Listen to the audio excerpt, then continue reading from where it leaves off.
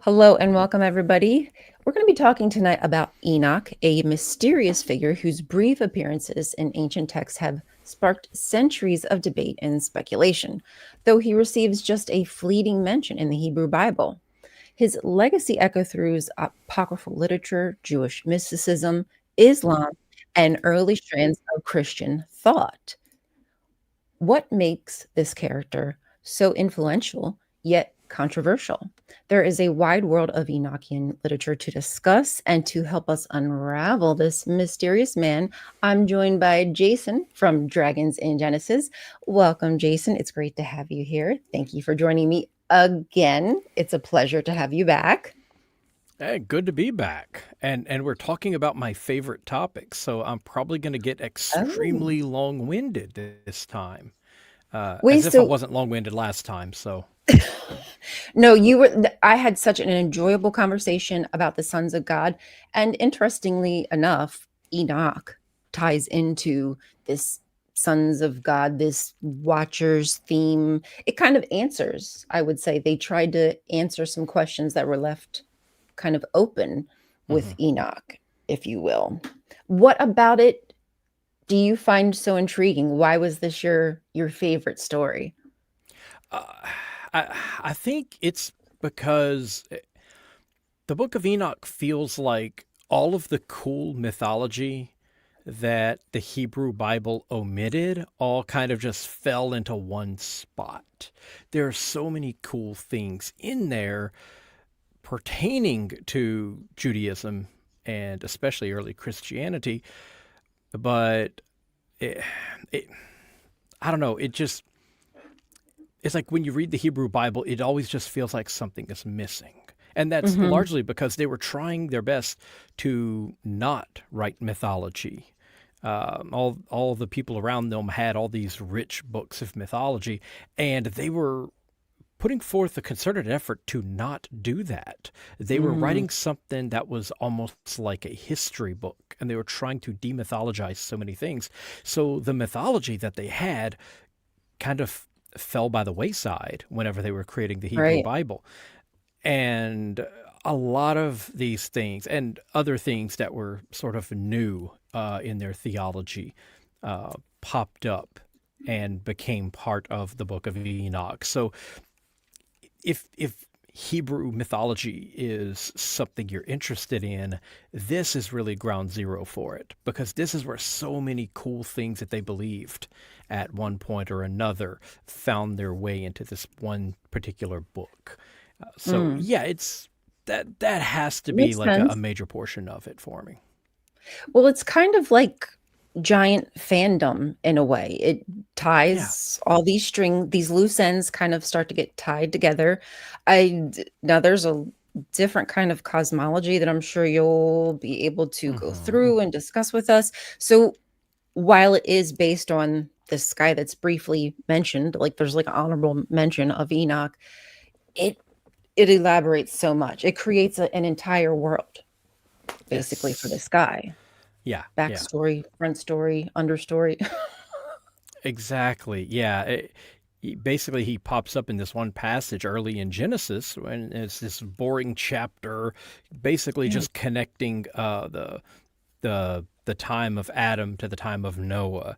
You know, Mm. Adam begat Seth, begat this guy and this guy and this guy, all the way down to Noah. Okay, cool. So we know the family tree, and it gives these extremely long lifespans for a lot of these guys. You know, this guy lived like 960 years and so on. Indeed. Yeah, and there's this one guy, you know, Enoch. He lived 365 years, and what's makes this guy stand out is not his long life. He's actually like the youngest of any of these, you know, antediluvian characters. It's that all of them die except him.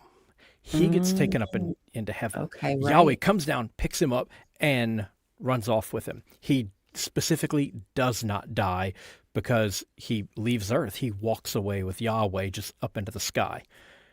And this fascinated people. You know, who is this guy that he just, you know, he Why is pulls he an so special? Elijah thousands of years before Elijah. He just flies away. What is going on with this dude? Like you've got like three people in the Bible who uh, who get, or two people in the Bible who get to ascend like this. It's Enoch and it's Elijah. So what's the deal? Why? What's Are you special about special? this guy? Why does he Hmm. live 365 years when all these other people are living, 7, 8, 900 years? What's up with him? And Yeah. this inspired people to come up with this entire rich collection of stories that eventually got cobbled together to make what we now call the first book of Enoch. And of course, there are Right. other It's like a compilation. collections, It's not a right. Yeah. It's basically, and scholars believe this thing was assembled in order to be a sort of new Torah. It's made of 5 different parts. Uh, so they basically got 5 different books of mythology about Enoch and they put them together to make a new Torah. And this may have been done as a sort of anti-Torah because this book was it was revered by people who were not really active in the Jerusalem temple. These were outlying communities. These were sects of Judaism that were not mainstream. Mhm. And they may have taken a dim view of Noah and so, or of Moses. And they certainly took a dim view of the goings on in the Jerusalem temple. According to them, it's apostate, it's corrupted. The practices in the Jewish temple are going to bring about the end of the world. And Jesus seemed to think so too. right, and what they've got going on in this book is sort of like a blueprint for how it's supposed to work, and that if it works properly, it'll undo all of the corruption and all of the horrible things that are going on at the time. So yeah, it's very intriguing. It's almost like the other side of the story. The people in Jerusalem are talking about how all these different people who worship Yahweh are doing it incorrectly. You see this throughout the books of Ezra and Nehemiah. The whole And, damn theme. yeah, yeah, Nobody gets it right but me. I got it right, but exactly. you're screwed. The the book of Leviticus is all about how awesome the Levites are, and the book of Numbers is all about why the Levites suck. You know, and It's yeah, so that's funny. what it is. So everyone's getting it wrong. And so there was a lot of um, sectarian struggles going on in there. You've got the cult of Yahweh destroying the idols to El.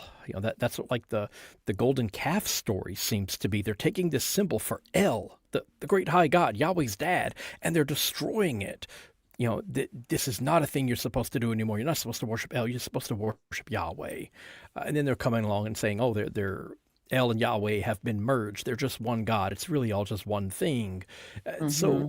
there's all this sectarian conflict going on, and this is a thing of writings from the other side, which we typically don't get in Judaism.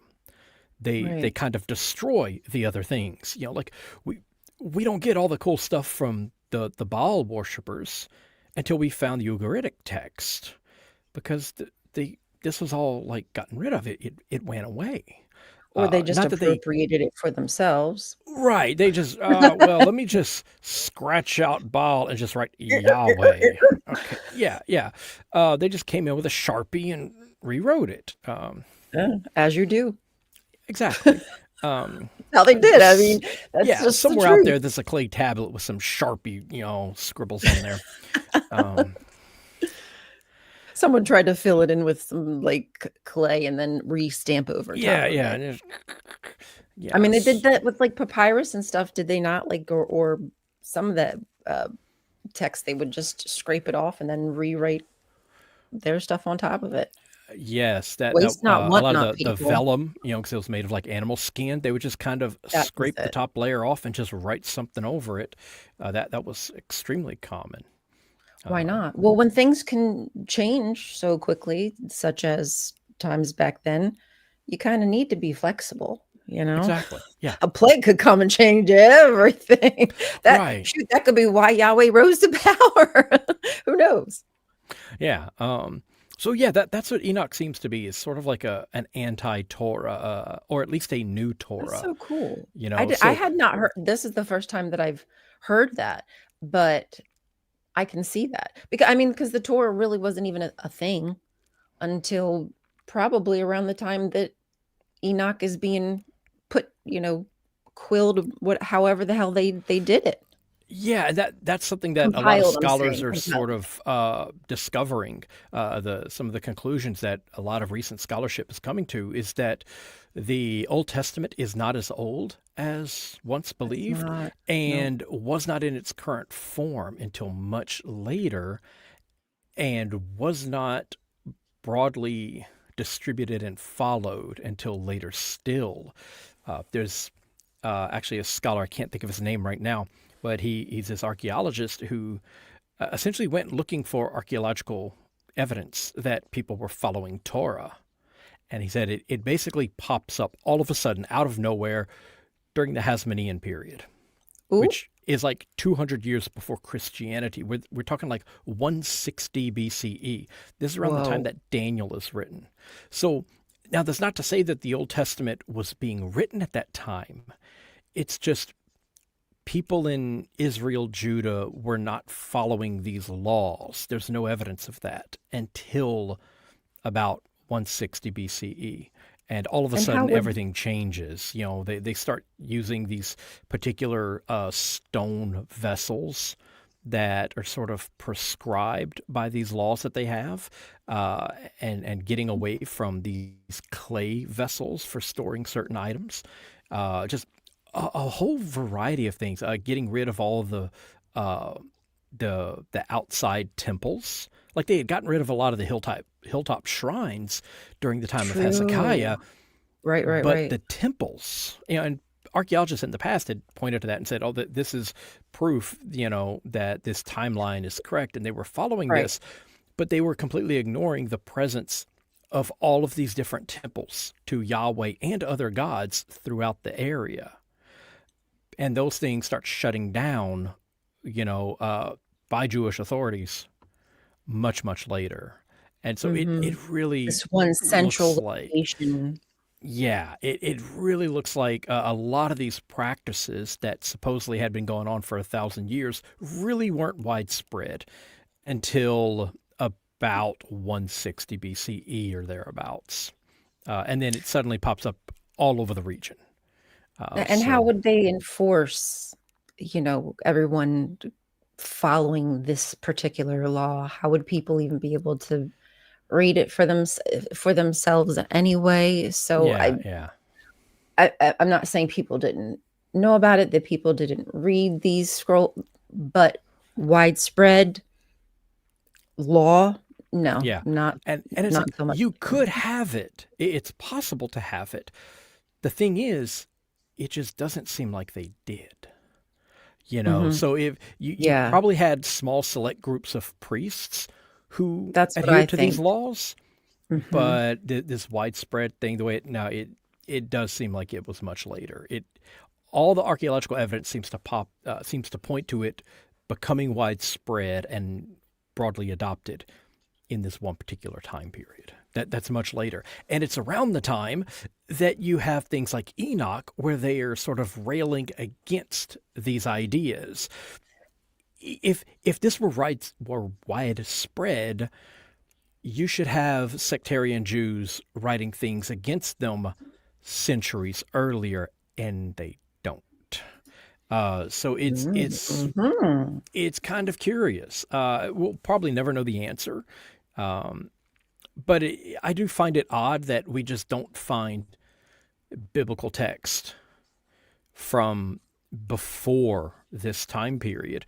Like we find fragments of all sorts of different things, but we just don't find references to these biblical texts prior to a certain time period. It seems like no one knows about them. And places where people should, they just don't. Like in Elephantini, they have no idea who Moses is. They don't know about the Passover. They don't know about any of these things. Abraham, Isaac, and Jacob, they don't even use those names for people. And they certainly don't know Mm, anything about there should only be one temple. Um, and then for just a few certain. centuries later, suddenly that's all anyone can talk about. So, yeah, it's kind of hard to believe that it was as old as we once thought.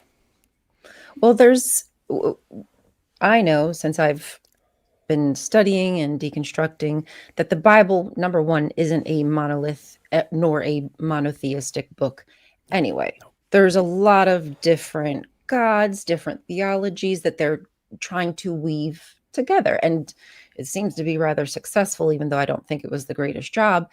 But people seem to believe and follow it as, this historical book.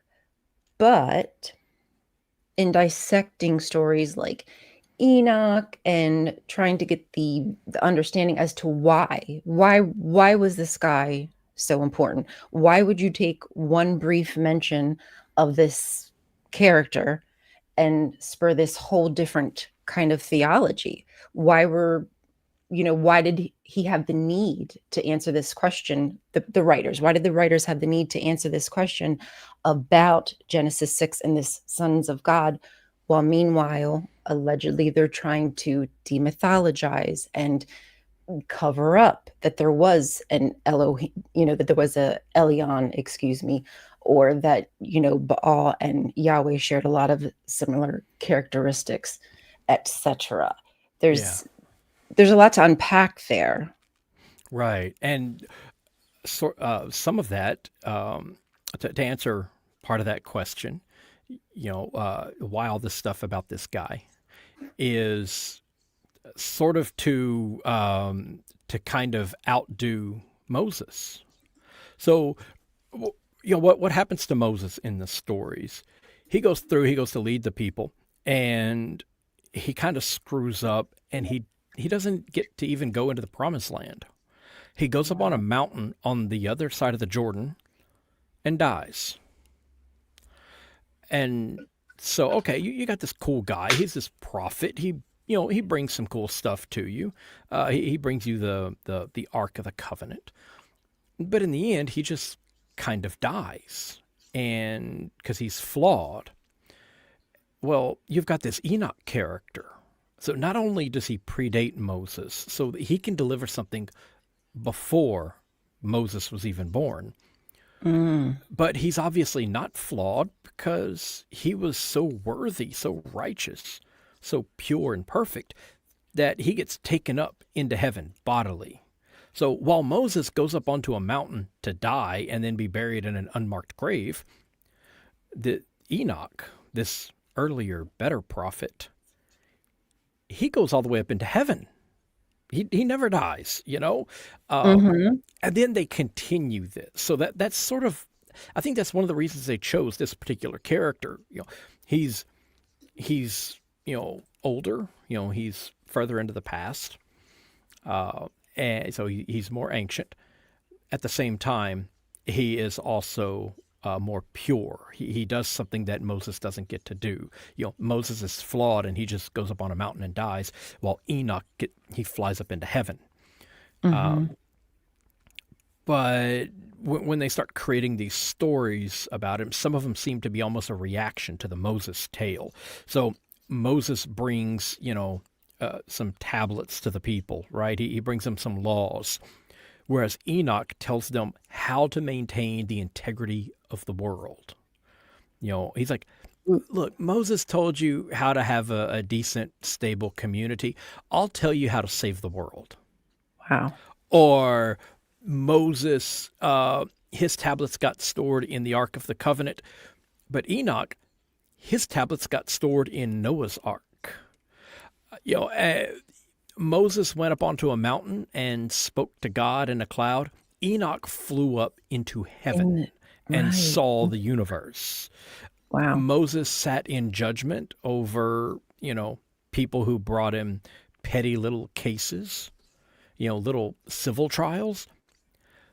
Enoch sits in judgment over the angels themselves. So everything that Moses does, Enoch does Does it better. better. And not just a little better, a lot better. Wow, this is also new to Yeah. me. Moses goes up onto a mountain, and when he comes back, he is transformed and his face is glowing. Enoch's flesh burns away, and he becomes an archangel and is named the Son of Man. Oof, I'm that's sorry, powerful. Moses. You're just a poser, okay? You can't compare, okay? It's my dad can beat up your dad, taken to the most extreme example in that time period. On It's steroids. incredible. So that kind of gives you an idea of the character we're talking about here. Um, and so yeah, that's who Enoch is. He's a bigger, better, more badass Moses in Wow. every way, shape, and form. And it seems like there's a lot of responsibility put before him. Yes. Like he's up in heaven, allegedly. That's or one of the heavens. I'm sure you'll get to that. Yeah, But there's he's seven up of in them. heaven, like chilling out with the angels. Yeah, yeah. I mean, He who else sits gets to in the do that? heavenly court, you know.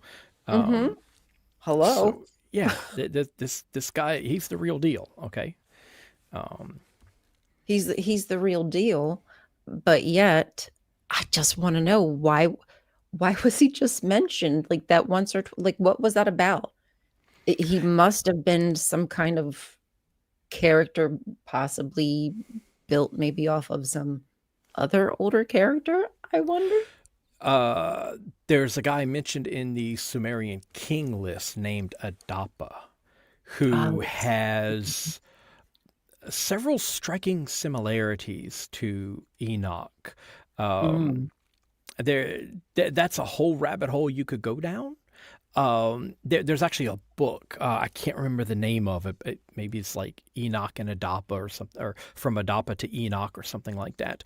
But this scholar actually makes a pretty compelling argument that there are aspects of the Enoch story that were borrowed from this particular guy, from this wise man named Adapa.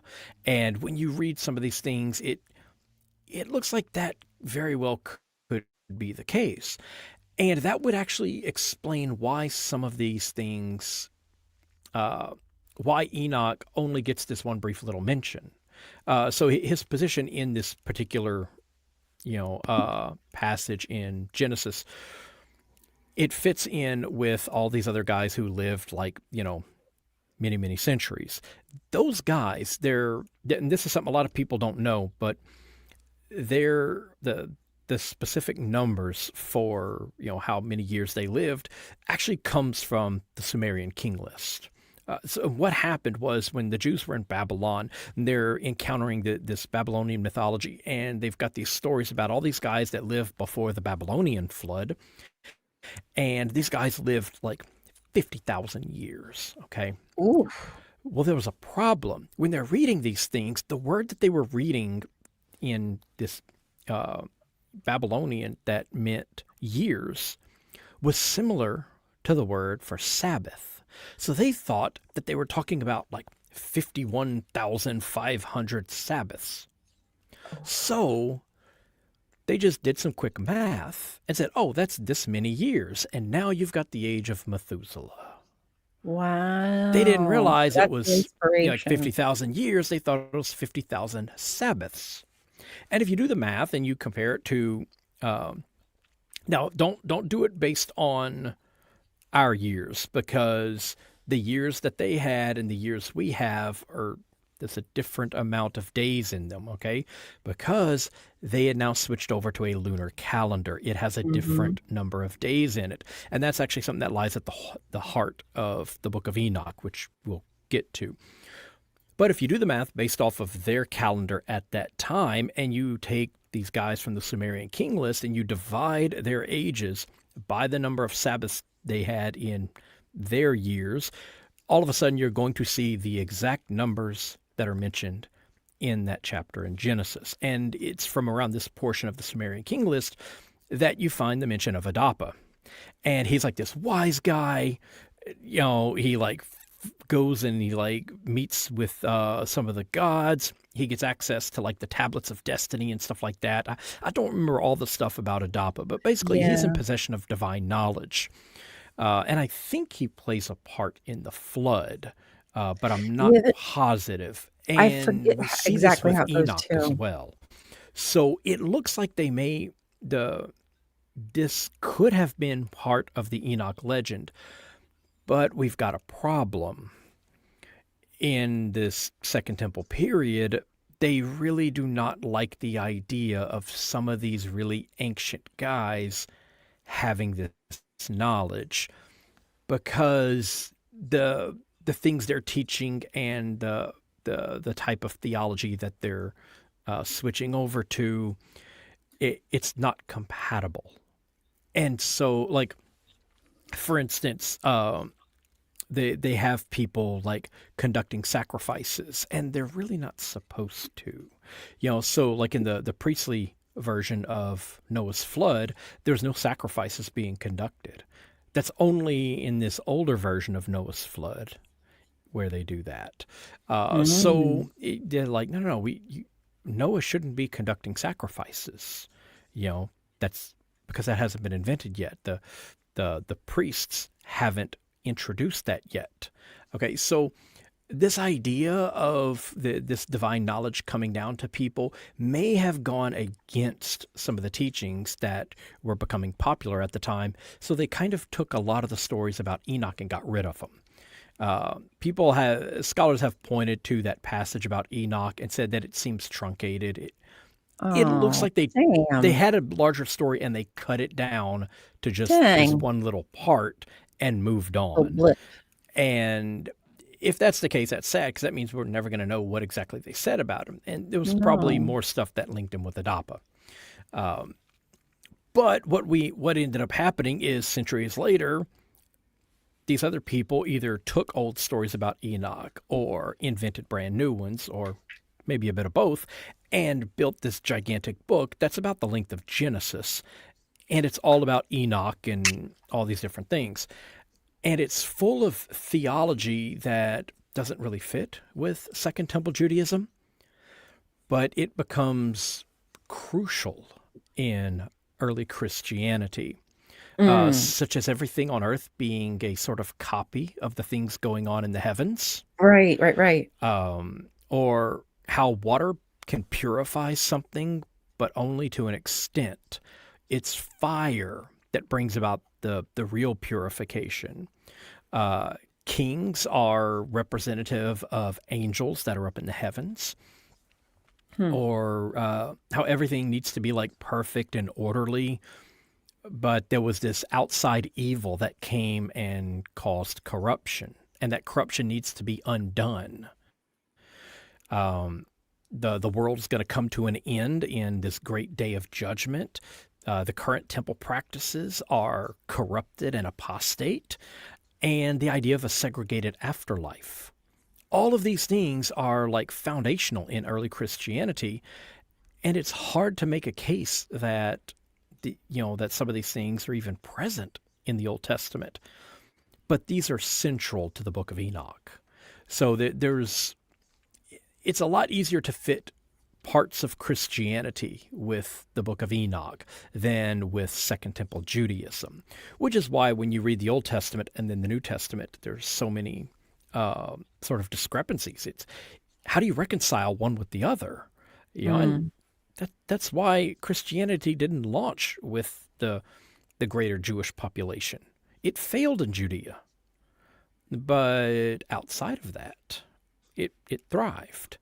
And Mm-hmm. that's because the Jews Very didn't well. believe most of the stuff that was in Enoch. They rejected this, but Christians loved it. This was where you find Christian communities. You often found the Book of Enoch. Um, Hmm. yeah, and Well, it wasn't really until like the late fourth century that a lot of them kind of started to drift away from it.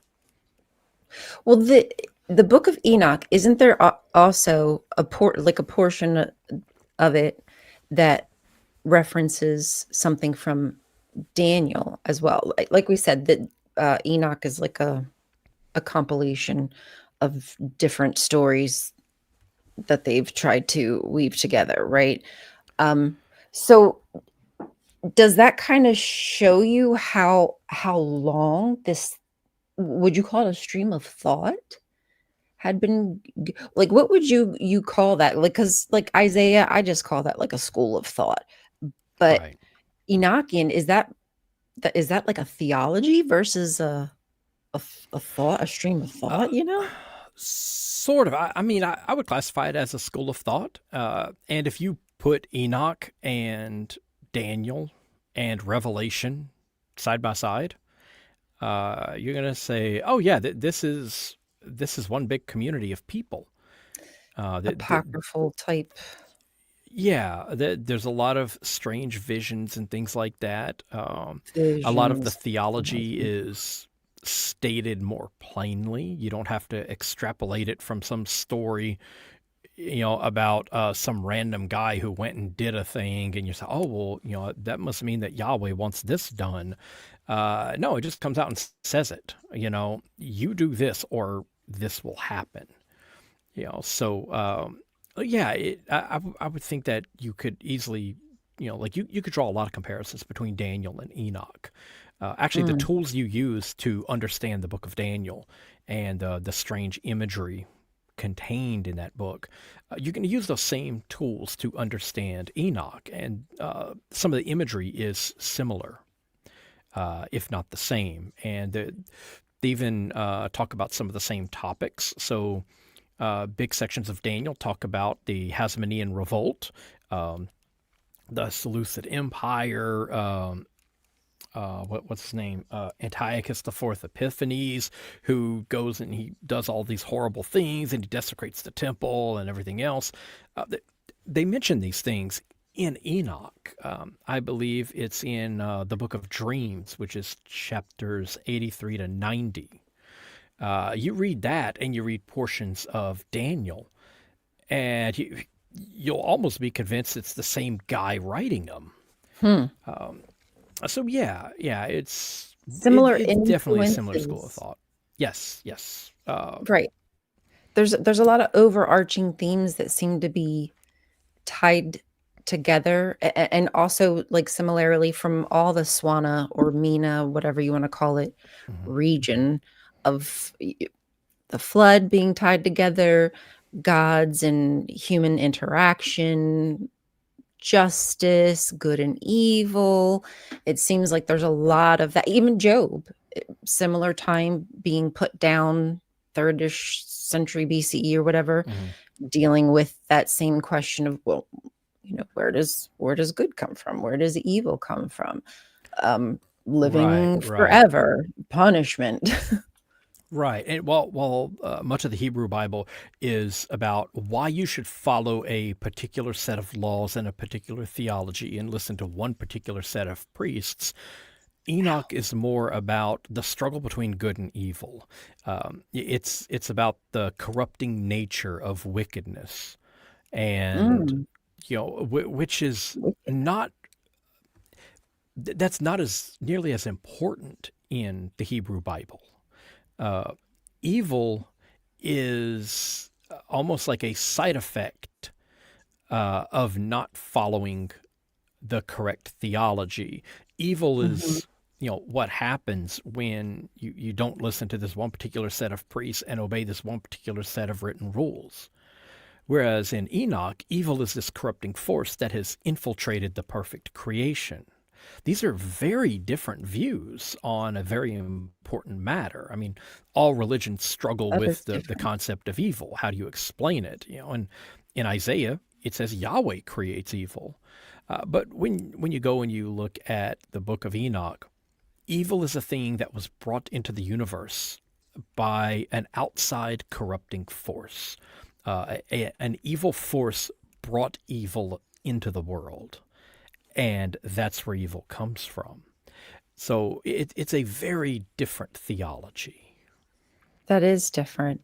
Um, I believe that as it goes, the humans were made with a mix of the good and of the bad, and not like Christians, where Christians just think humans are born sinful, but in like Jewish thought, they're born both mixed with good and the evil, but it's the alleged, Torah, whatever law that keeps you, on the right path. It protects you from, I guess, Mhm. doing the evil or being the evil, bringing it into the world.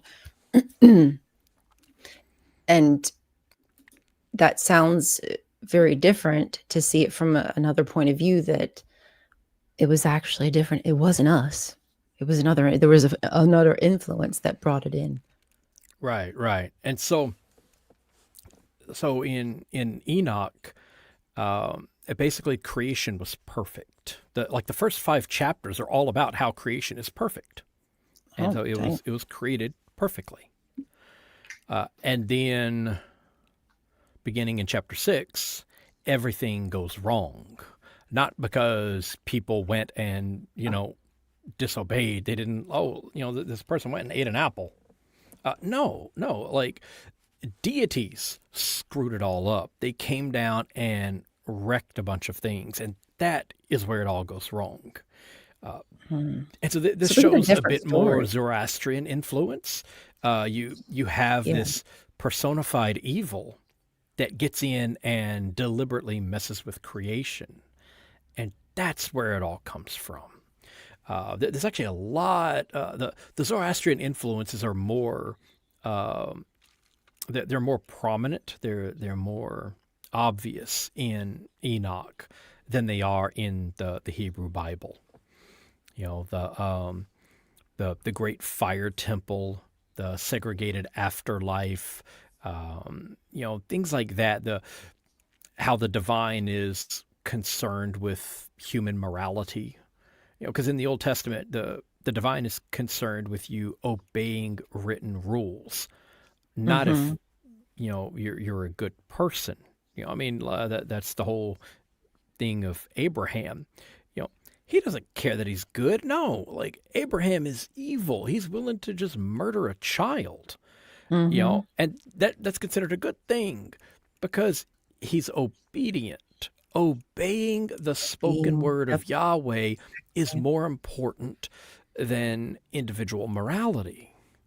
You know, in Enoch, you know, Abraham would have been like one of the most wicked people because he isn't moral. He's just obedient. So it's things like that. It's these vast differences in how they viewed these complex topics of human morality and the origins of evil and things like that. I think this is a really good comment. So I'm just going to honestly, ancient aliens help me see how easy it is to trick people. You just add a little bit they can believe, and then, right, just the teensiest bit of truth, and then you elaborate it and create your own fantasy. Yeah. Absolutely.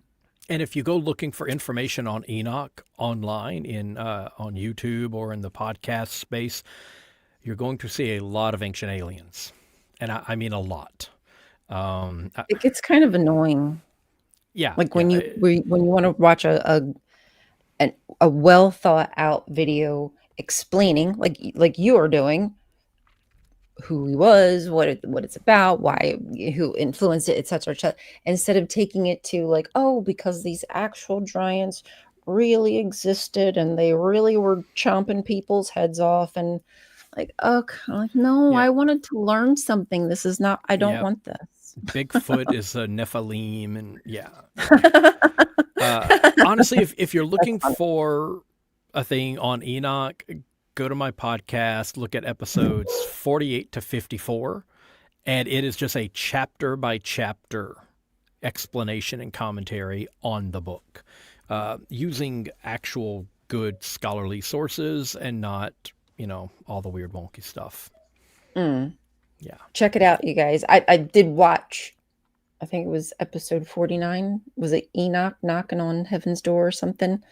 That's what I Yeah. watched today to try to get myself prepared.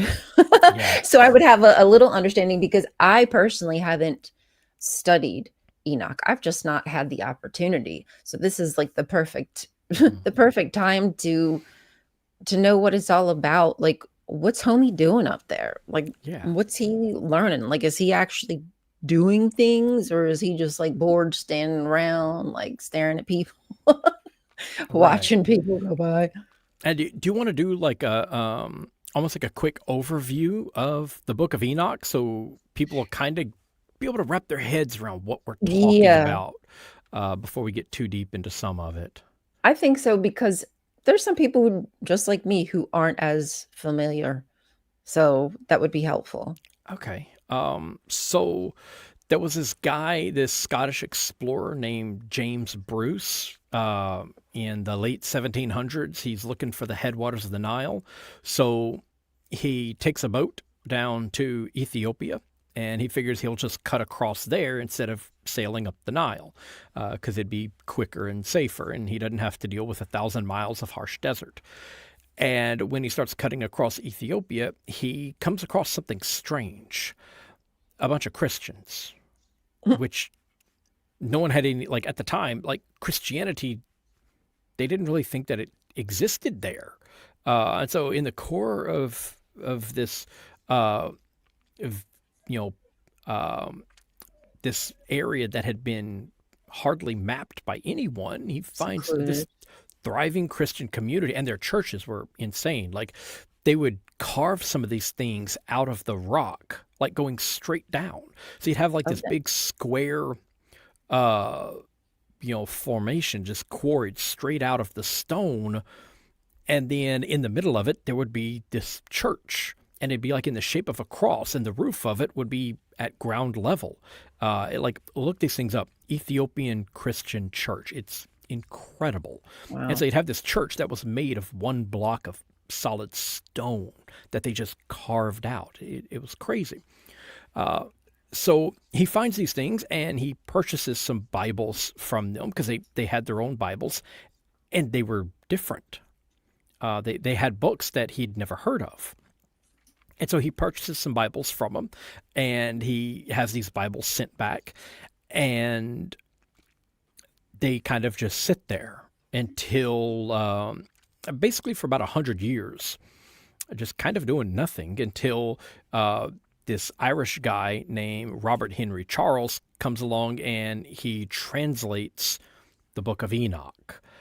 He then comes back, does a second translation that was a bit better, and that kind of became the standard translation for almost 100 years. And we've got a better translation available now. Now, people had no idea where, like, how Christianity got there.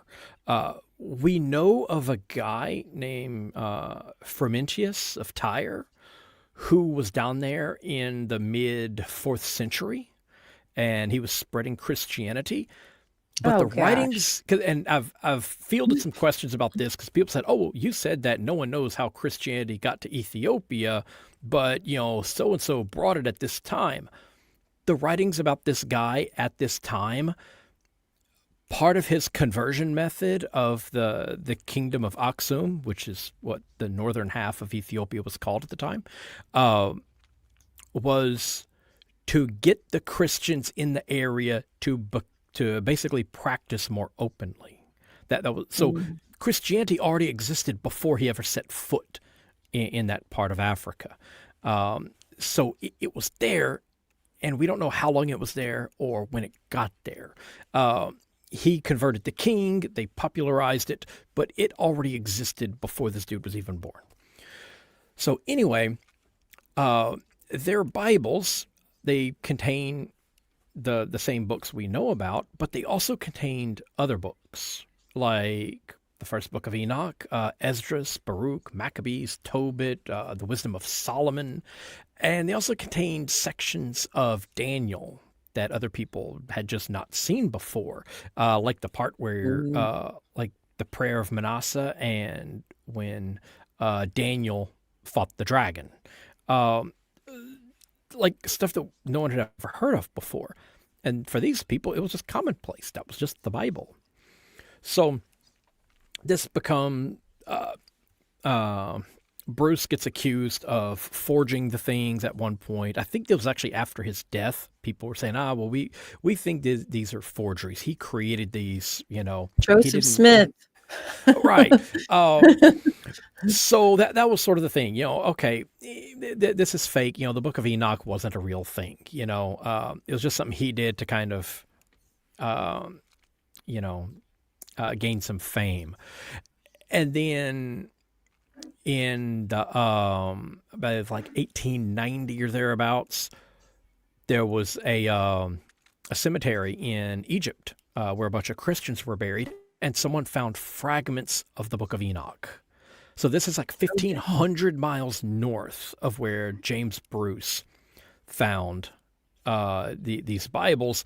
We found it in these ancient Christian cemeteries in Egypt. And then in the 1950s, they find it in the caves of Qumran. And these are dated to the second or even third centuries BCE.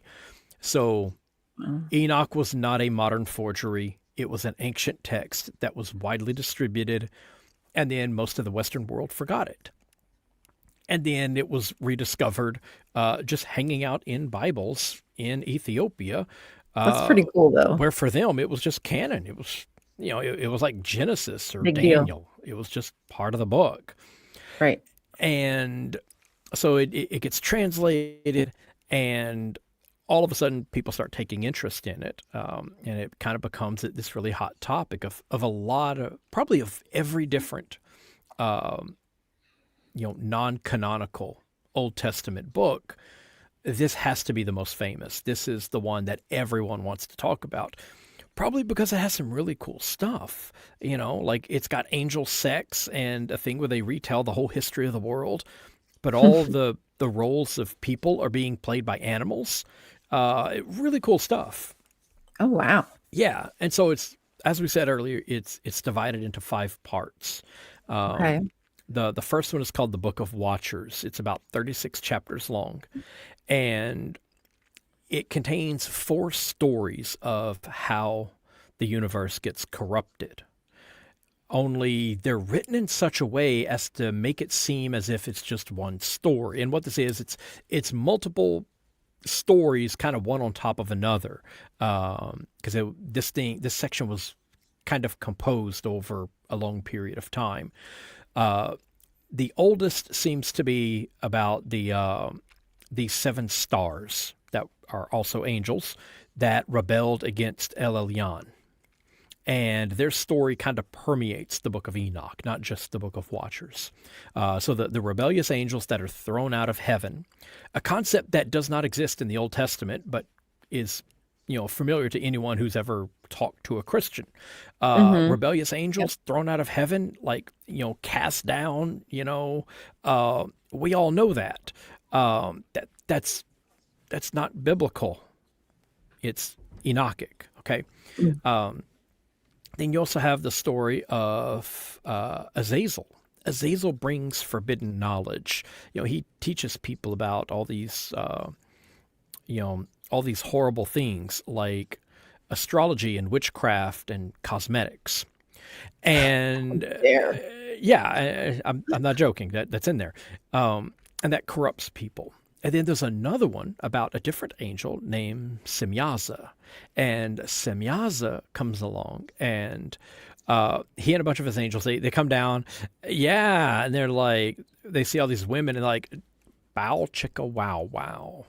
Um, Let's get it on. yeah, which is, that's Aramaic for check out them hotties down there. Right? So they all come down, they have sex with a bunch of women, and that creates the race of giants. That's the story that everyone knows about, okay? And then there's also mentions, it may be connected to the Azazel story, we're not sure, but there's also mentions of Eden, which outside of Genesis 3, Eden does not exist in the Old Testament. Like, take out Genesis 2 to 3, get that, remove it from the Hebrew Bible, and there is no reference to the fall of man, the whole Eden story. It's gone. It doesn't exist. It's just not really part of their theology. That's not where Mm. evil comes from in the Old Testament. They don't know anything about it. But that story is here in Enoch. Anyway, so some archangels, they come down, they bind all the watchers, they or the seven stars. They throw them down into these pits out in the desert, and they cover them up with rocks. And there they're going to stay Man. until the day of judgment. And then Hmm. Enoch, he goes on this tour. He gets to see all of heaven and earth and stuff like that. Lots of really crazy, trippy images and stuff that Visiony he stuff. sees. Okay. Yeah, like he gets to see the throne of heaven, and like the temple in heaven is made of crystal, and there's rivers of fire going through everything. It's really something trippy. And then you've got the Book of Parables. It's the second section of Enoch. Oh yeah, them hussies were definitely showing some ankle, maybe Showing even a a lot of wrist. ankle. Yeah, Don't mind me showing my shoulders, guys. Sorry. yeah, yeah. Sorry to offend. So yeah, they do that. The Book of Parables comes along, and it's basically these three different visions. Though they're very similar in composition. Basically, it's talking about it's like a vision of creation. Enoch gets picked up by an angel, and he's taken on a tour of the heavens. He gets to see all of creation. He learns about the correct theology, so he can write it down and bring it to people. Lucky. It talks about how like Noah's flood is going to occur. You've got the idea of a reward for the righteous and punishment for wickedness, which is another thing that kind of doesn't really, uh, not in this sense. It does. It's not really found in the Old Testament. For them, righteousness and wickedness concern following the strictures of this one particular priesthood, not about morality per se. Hmm. So we've got this, and there's also the sort of segregated afterlife that the Jews don't have. There's talk about the day of judgment, and you have the idea that a lot of this information is going to be brought to people, and by this judge who is going to be a sort of heavenly intermediary. He will kind of bridge the gap between heaven and earth. Mm. Like 1 foot in both worlds, and he's alternately called Son of Man and the Elect One. And at the end of this section, Hmm. that's when it's revealed that Enoch is the Son of Man. And this section is not, it wasn't found at Qumran, which isn't really surprising because so much of what was found there had, showed signs of earlier looting. Everything was fragmentary, things were damaged. So it doesn't mean that it wasn't there at Qumran. This sort of basically everything in this thing fits with their belief system quite well. But its absence from Qumran's caused some people to believe that it wasn't very old and it was actually an early Christian writing. But that's come under fire in Scrutiny. recent Yeah. decades as it shows no knowledge of Christianity. It doesn't mention Jesus. It doesn't use any of the titles of Christ outside of Son of Man, which are present elsewhere, in second century BCE literature. It also shows no sign of some of the later developments that we find in Christianity. And it has no knowledge of the destruction of the temple. So it was obviously prior to 70 BCE, probably earlier than that. It was probably first or even second century BCE when this was written. Then Yes. after So that, long after, so long removed from what we're thinking is like an old book, which Genesis isn't that old, right, but it's put, in a way, it's formatted like chronologically in a way that makes it seem as though Enoch would be a very old book, right. but it Yeah, isn't. and there's actually passages in there where it says that like the writings of Enoch were then given over to Lamech, and he gave them to Noah so that he could keep them on the ark. That way they could be passed down, for later Hmm. generations, and that's where this book came from. Right. Um, so the third section is called the Book of Astronomy, and it's all about the workings of the heavens. So it lays out sort of how to build a solar calendar. How you could basically, if you sat in one spot, you could look to the east and you'd have this sort of horizontal line, and it would have markings on it. And these things would be divided up into like 6 parts. And the sun would rise along this horizontal line. And by looking at it and seeing where it rises each morning, you would automatically know which day and which month you were in. And Awesome. it's really intriguing the way they describe this thing. Um, and it's so detailed that you could go and build one. Like you could set one up in your backyard as long as you had a clear view of the horizon. And so this is really cool. And the whole thing is how to basically this thing is being used so that they can have an accurate solar calendar in order to know when to celebrate certain festivals. And it's stated quite plainly that celebrating these festivals at the appropriate times is how you maintain the integrity of the world, because now it's been corrupted by the actions of these evil angels. And if you don't want another flood to come along and destroy the world, you have to do these certain things that are going to maintain the integrity of this sort of barrier. Hmm. And if you don't do this on the correct day each year, the corruption will build up until eventually the seal breaks and the world will be destroyed. Oh, it's almost like a little bomb collecting all the Yeah, negative, all the bad stuff until it yeah. blows. And this ties in with like the Day of Atonement. Um, Makes and sense. essentially, because the temple has switched over to a lunar calendar, they're not getting it right. They're celebrating on the wrong days, which means Oopsies. their atonement is is worthless. It's not doing anything. They're not Not gathering up the happening. corruption and putting it back where it belongs, which is in the tomb of Azazel. It's they're doing nothing, and so since they're not purifying the creation, the corruption is building until eventually it's going to destroy the universe, and that's what this whole thing is about. It's sort of a guide how to do it right so we don't all die. Um, Dang. yeah, and it talks about how the sun and the moon are male and female deities, and the stars are their children, um, Hmm. and the how in the days of the sinners the years will be shortened, which is basically saying when you use a lunar calendar and you shorten the year by like 10 days, you're corrupting the universe. So Hmm. that's their whole thing, and the book is sort of built around that. You've got 2 sections before it and 2 sections after it, and the centerpiece is the Book of Astronomy. So the core of their theology happens to be the one section of the book that most scholars and commentators sort of overlook. It's like this is what the whole thing is about. Um, because the first 2 books are all about like how it got screwed up, and the signs of it being screwed up and the things that happened in the past.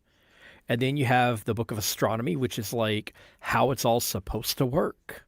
And then the final 2 books deal a lot with the coming, tribulation, the day of judgment, how Noah's flood in the past foreshadows the great fiery destruction in the future and stuff like that. So it's there's sort of like a pattern to the composition, and it all Mm. pivots around the Book of Astronomy that everyone ignores, which is ludicrous. It would be like removing the story of Jesus from the New Testament and then trying to figure out what the hell the book's about. You know, Oh, yeah, not and I go, happening. who's this guy? Why are these Mhm. people in Acts running around doing this stuff? Who's this? Why are they talking about Jesus and what? Yeah, it's like that.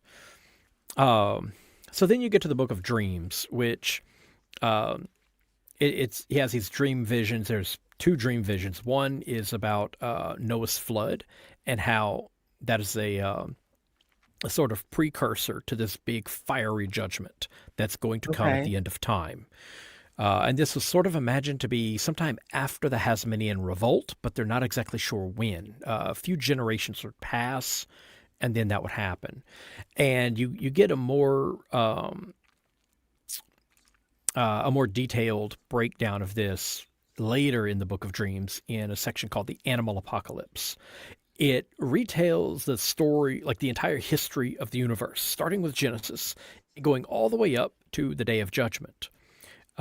And in it, all the people are played by animals. So Adam is like this great white bull, and Eve is a Okay. heifer, which women love it when you compare them to livestock. Um, you know, guys, do not take dating advice Don't. from me.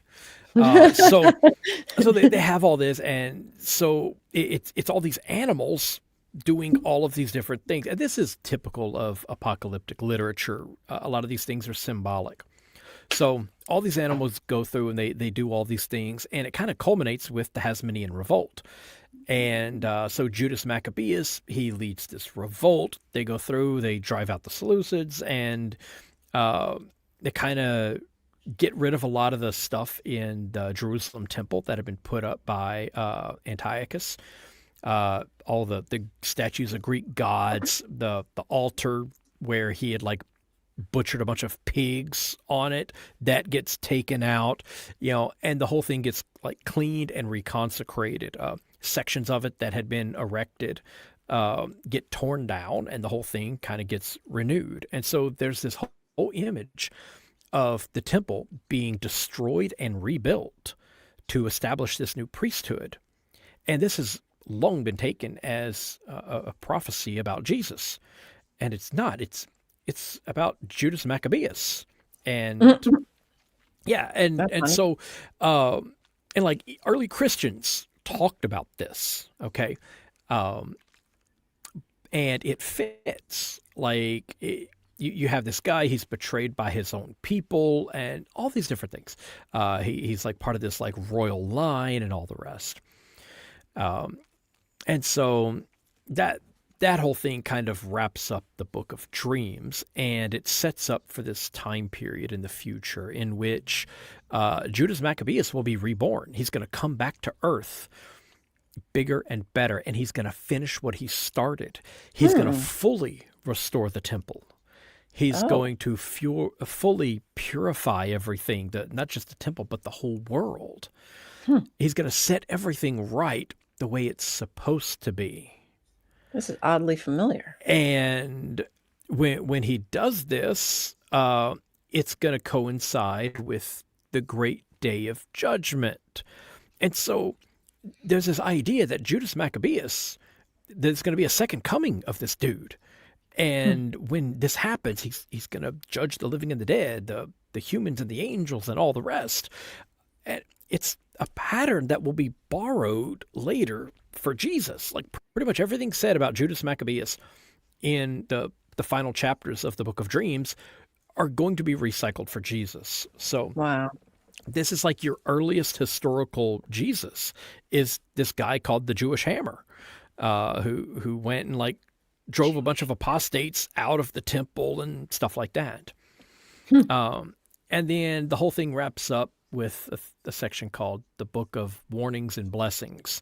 And it's exactly what it sounds like. If you're wicked, here's what you have waiting for you. But if you're righteous, here are all the great things that are going to happen to you. There's a whole section that looks very similar to the Beatitudes. Blessed are the people who do this, and woe Oh, to okay. those, Okay. So the parts in Matthew where he's like, oh, the wicked people, woe to them who do this.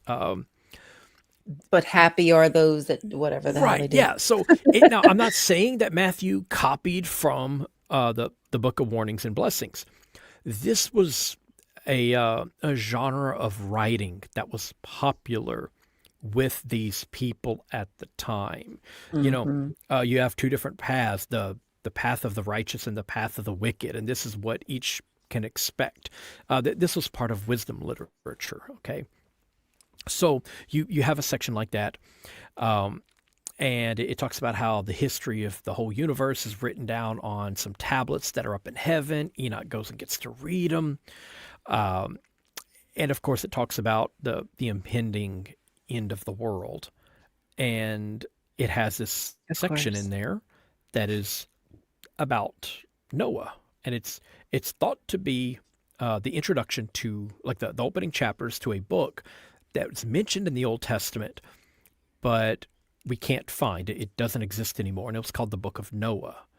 And so there's this little story in there about how um, Lamech's wife gives birth to this baby that's like glowing and levitating and stuff. And he's freaking out, thinking that his wife slept with an angel and that his son is a Nephilim.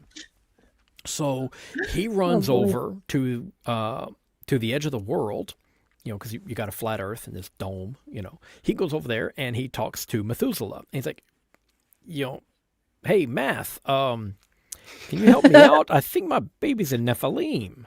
And Oh boy. Methuselah's like, you know, I'm like almost 1,000 years old, but I still don't know everything. Luckily, I know someone who does. And he shouts up to the heavens and he summons Enoch, who comes down and is like, Oh.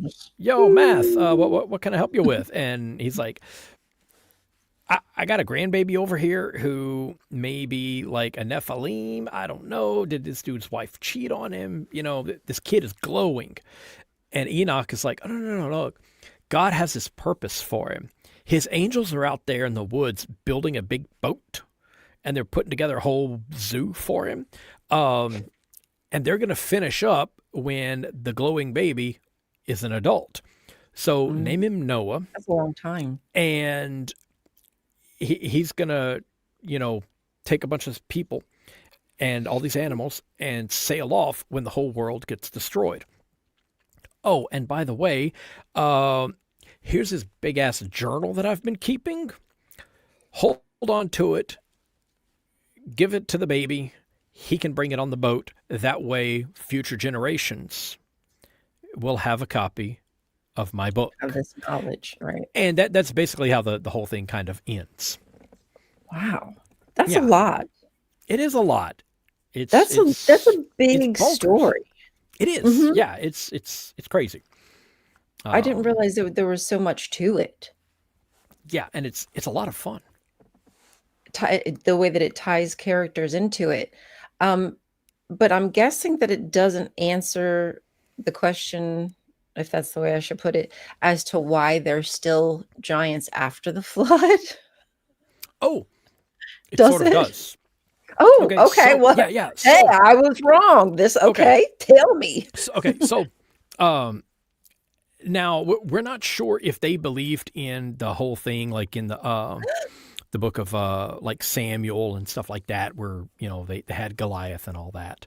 Um, but in their story, so the giants get killed by the flood. The purpose of the flood is to wipe out the giants in order to save humanity from them, because the remember, everyone's supposed to be vegetarian before the flood, and these giants are going around, they're behaving like vampires, like drinking people's blood and stuff like that. Yeah, exactly. They made that exact noise. It's like it's written in there. Okay. Um, Deliciosa. yeah. So they're doing that, and they're kind of tearing everything up, and so the cries of the people reach all the way up into heaven, and the archangel's like, "Yo, El, can't you hear the people screaming down there? Because they're being killed, and their blood is screaming. We can actually hear their blood screaming." And he's like, "Oh, okay. Michael, you go and tackle this angel. Uriel, you go and get this one." And he assigns them all different tasks to do all these things. They take all the watchers, they throw them in this pit, and then he sends this flood to kill the Nephilim. But it doesn't say it kills all of them, and their spirits are still around, and they're corrupting things. They're doing all Mm, kind of stuff, and the watchers are still around. Okay, so they could still go and have sex and create more giants. Okay, anytime an angel goes and does it, then you end up with more giants. Okay, um, nothing's so stopping them. yeah, exactly. So that's the thing that you have to watch out for. Um, now there's something in there that is sort of overlooked. I don't know if you ever saw that movie Noah, the Darren Aronofsky film. I don't think so. Okay, so basically it takes this really short story of Noah and it spreads it out and you've got like this, 2 hour long movie. But in there, like they have the Watchers and they're like these corrupted angels and they're going around doing all this stuff, right? And some of them in the film, they they basically like repent and they get when the flood comes and starts destroying people, some of them get purified and they become angels again and they ascend back into heaven. And people are Oh, like, where is this crazy stuff come from? It's in the Book of Enoch. It's actually part of the Book of Enoch where this exact thing happens. wow. So yeah, it is something that's in there. I It think really it's in does try to like answer all the questions. chapter 67, I believe.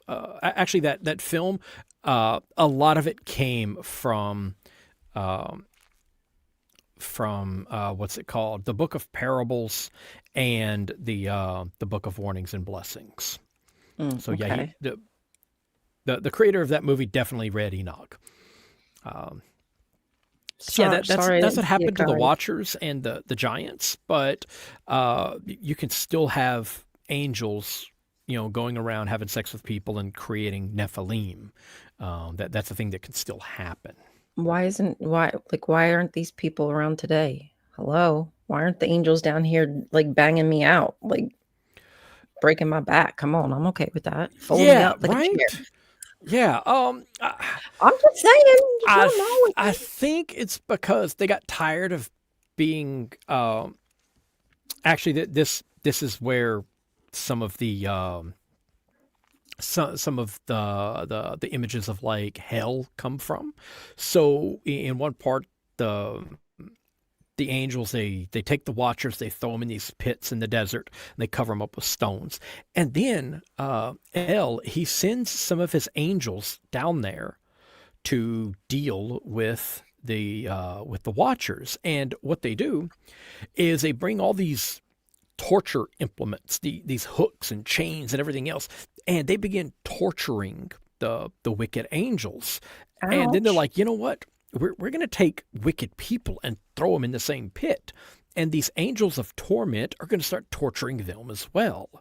And so Uh-oh. we have our earliest uh, known mention of this idea of basically these angels tormenting people, but they're not demons.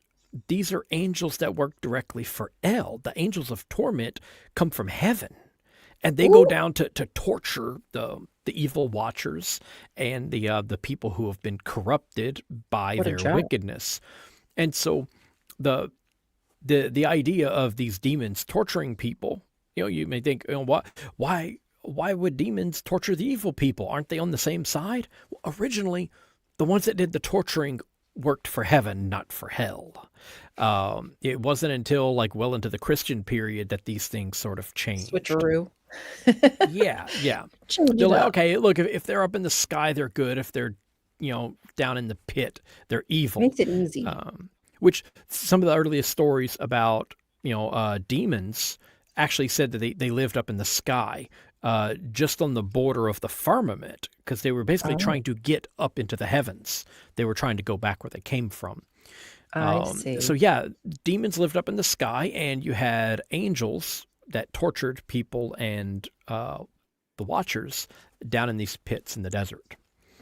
Well, Um, this pit place, do they I'm pretty sure that it's called Tartarus in the New Testament.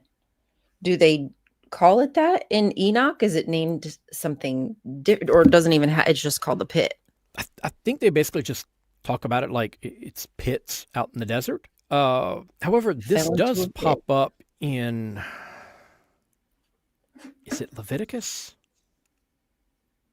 where it talks about the atonement, the Day of Atonement sacrifice, and how you take the scapegoat, So you have the two goats. One of them gets sacrificed as a Right. symbol of Yeah. Yahweh, and then his blood gets splattered on the other goat, and then the other goat, the evil goat, gets taken out and thrown into a pit in the desert in order to bring all the sin of the world back into this pit where Azazel lives. It's the only time in the Old Testament you're allowed to sacrifice to something else, and you sacrifice a goat to the demon Azazel. That's what they're talking about here. That's where Michael chained up this watcher and stuck him down in a hole. And so yeah, you make a sacrifice to Azazel out in this out in the desert, in this pit. So, Mm. somewhere outside of Jerusalem. So yeah, that all of that comes from the Book of Watchers, and it's Wowsies. all and there's even a thing where Enoch, he goes and he pleads on behalf of the Watchers, asking that maybe they could be forgiven if they repent and stuff like that, because he's this whole intermediary. He's not just going to do heaven's work for people; he's also gonna do it for the angels and be like, yo, God, Right. can Okay. you make look, if they repent, can you help them out? And some of them, some of them do. They repent and they're welcomed back into heaven. That's really cool. I mean, I obviously I don't believe a lick of it, but I think that's a neat idea that this God, El Elyon, or if it's a different God, you can tell me what you think if it is different than Yahweh. But he's cool with like forgiving and like, all right, Oswald, come back up, broski. Yeah, Give you a little tap on the booty. You'll yeah, be better. yeah. And so, like in here in Enoch, El and Yahweh are completely separate. They do Okay, not try to confuse the two. They I don't figured. pretend that they have been merged in any way or that they were always the same God. They are two very distinct entities. Okay. So you have like the Ancient of Days, and which is actually the painting that's behind me. You have the Ancient of Days, which is El Elyon, and you have the Lord of Spirits, which is Yahweh. This something that's kind of cool about that.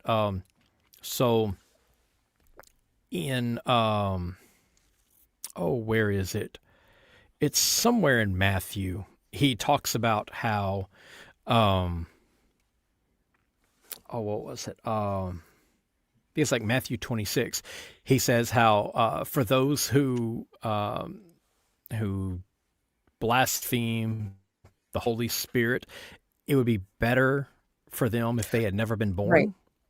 Now, Right. this is a phrase that some people have said, okay, where did he get this? It's kind of reminiscent of some passages in Job where he kind of wishes that he had never actually existed, but That's the right. context and everything is completely different and everything. It is taken nearly verbatim from a Wow. passage in from the parables of Enoch, the book of Hmm. parables. The only difference is instead of saying the Holy Spirit, in Enoch it says the Lord of Spirits. That's it. The particular entity Hmm. that you've offended is the only thing that changes. So if you offended the Lord of Spirits, better for you to have never been born. And Matthew changes it to if you offended the Holy Spirit. So yeah, it's the only difference, the only change that Matthew made was in changing the specific entity. And so there he's Hmm. talking about the Holy Spirit instead of another one of these titles for Yahweh. It's so interesting to think about how influential these early Christian texts were by these Enochian stories, literature, whatnot. Yet and still, we know barely anything about it, unless we, of course, like you have gone and done your own personal study. Because I mean, it's not even in majority of our Bibles. Right. So how could you, unless you're intentionally going to do? You might not even know that it is out there, that it exists, and Right. yet And Jude mentions it, but it yeah, ain't there, and it's not there for us to read. yeah. It's the ideas of Enoch permeate the New Testament. They are everywhere. There's not Yeah, a it sounds like single it. book in the New Testament that does not have references to Enochic theology. You can't get That's through the wild. first chapter of Paul's letter to the Romans without bumping into Enochic material. It's all over the Gospels. It's all over Revelation. It's in the epistles. It's everywhere.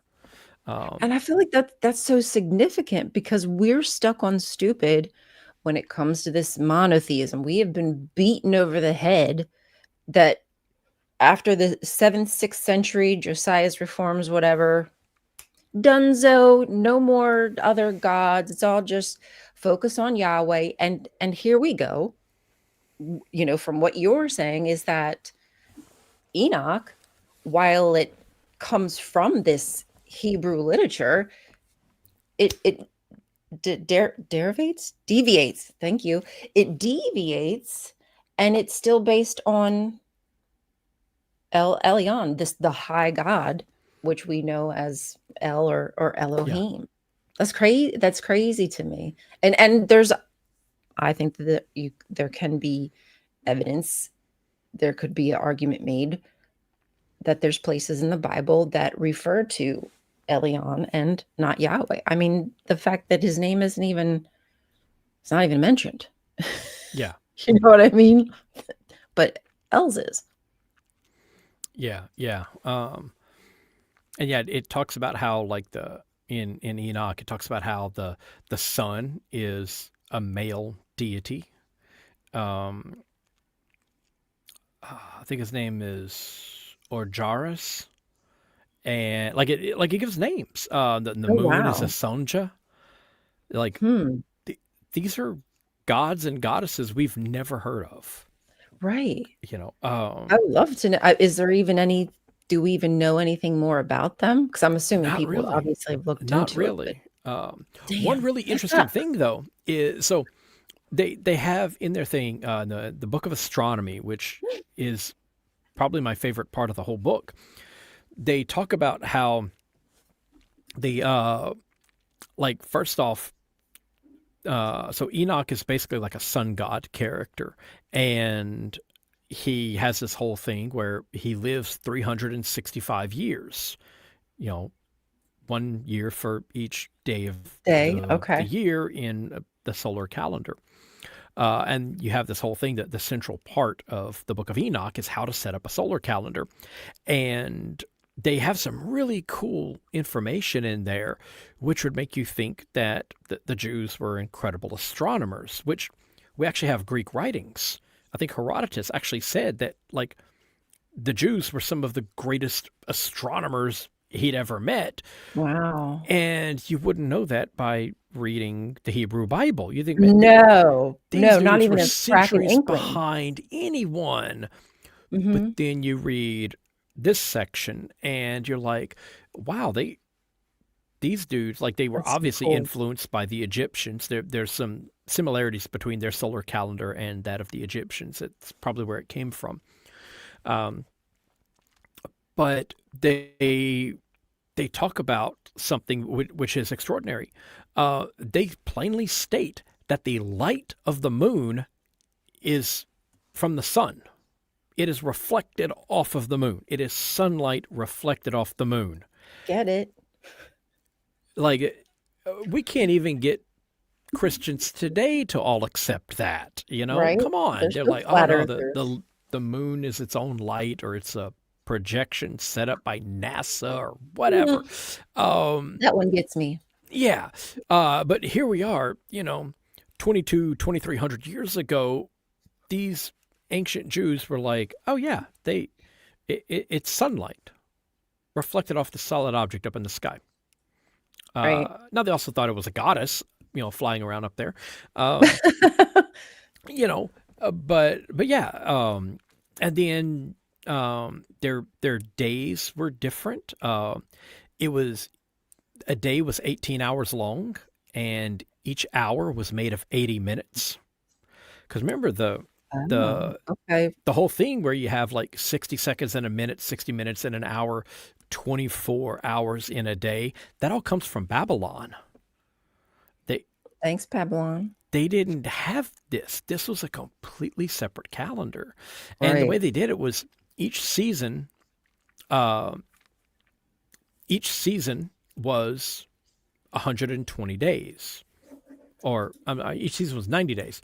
Uh, and so that would give you, and so it was like 3 months, and that would give you a 360-day calendar. But then they had a special feast day for the archangel that governed that season. And a special Ah, day was allocated to that angel. So that brings the total up to 364 days. But we know they hmm, knew that there were 365, and they had this very meticulously constructed calendar. They would right. have to know. And the dude lives 365 years. They obviously knew it. Well, the Book of Astronomy was one of the most damaged portions of the entire Book of Enoch, so there's obviously some missing material. It's my personal hypothesis that there was a fifth day added to the calendar for the Ancient of Days, the one who's over the entire year. And it was basically their New Year festival.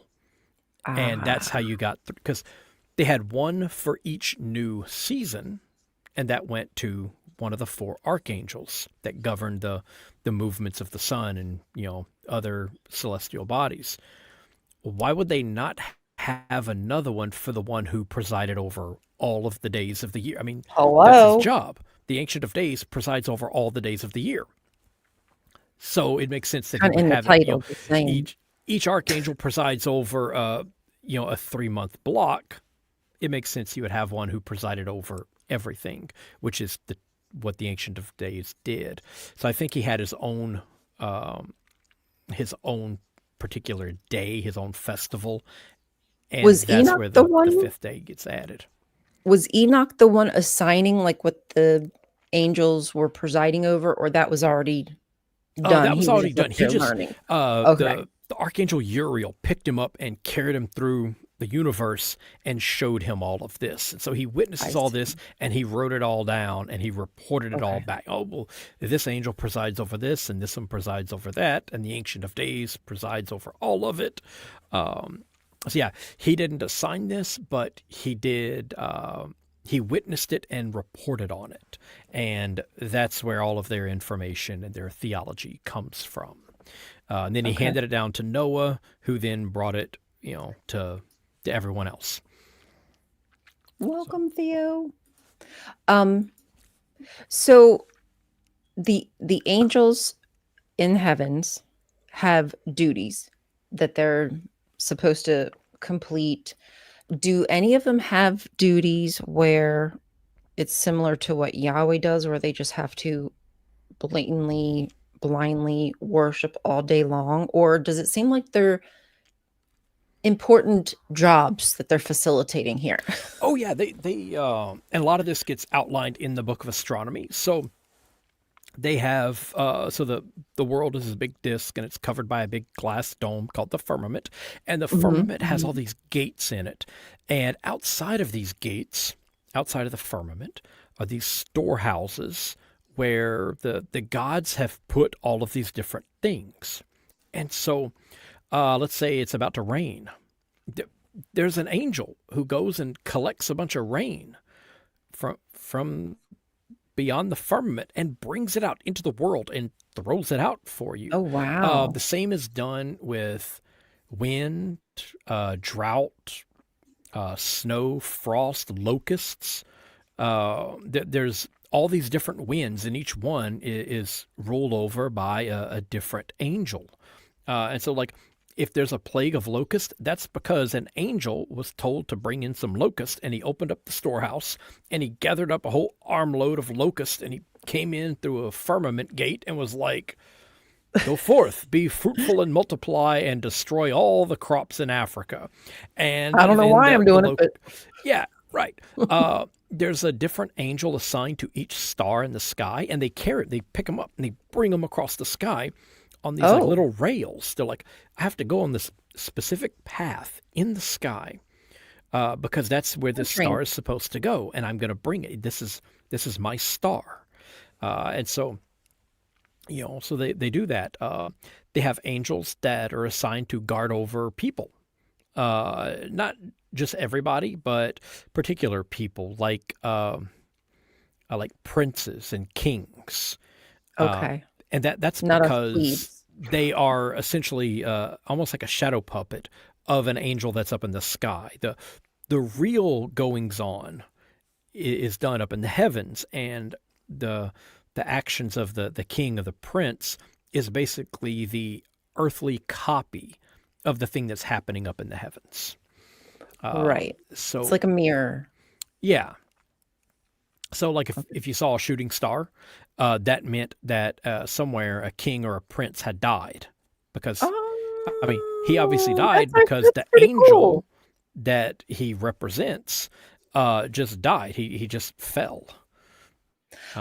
You know what's also cool about the fact that we're drawing some attention to the firmament and like what the goings on up there, because I've been wondering, like, what did they think? Did they think there was waters like outside of the firmament? And it sounds like, yeah, they actually did have some like crap stored up there and we're pulling water from places.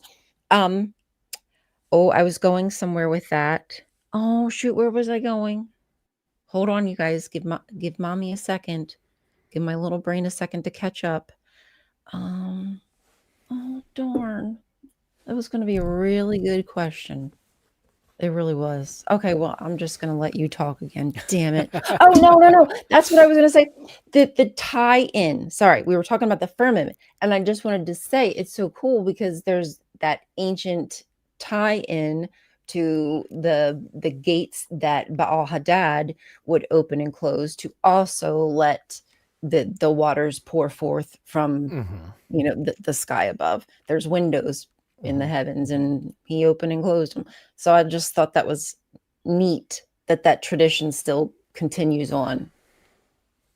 Yeah. Um, Another cool thing, and this is one of the things that makes me believe that the story about the stars transgressing the order and being cast down is Hmm. the sort of origin of the Book of Watchers. It's the oldest tale in it.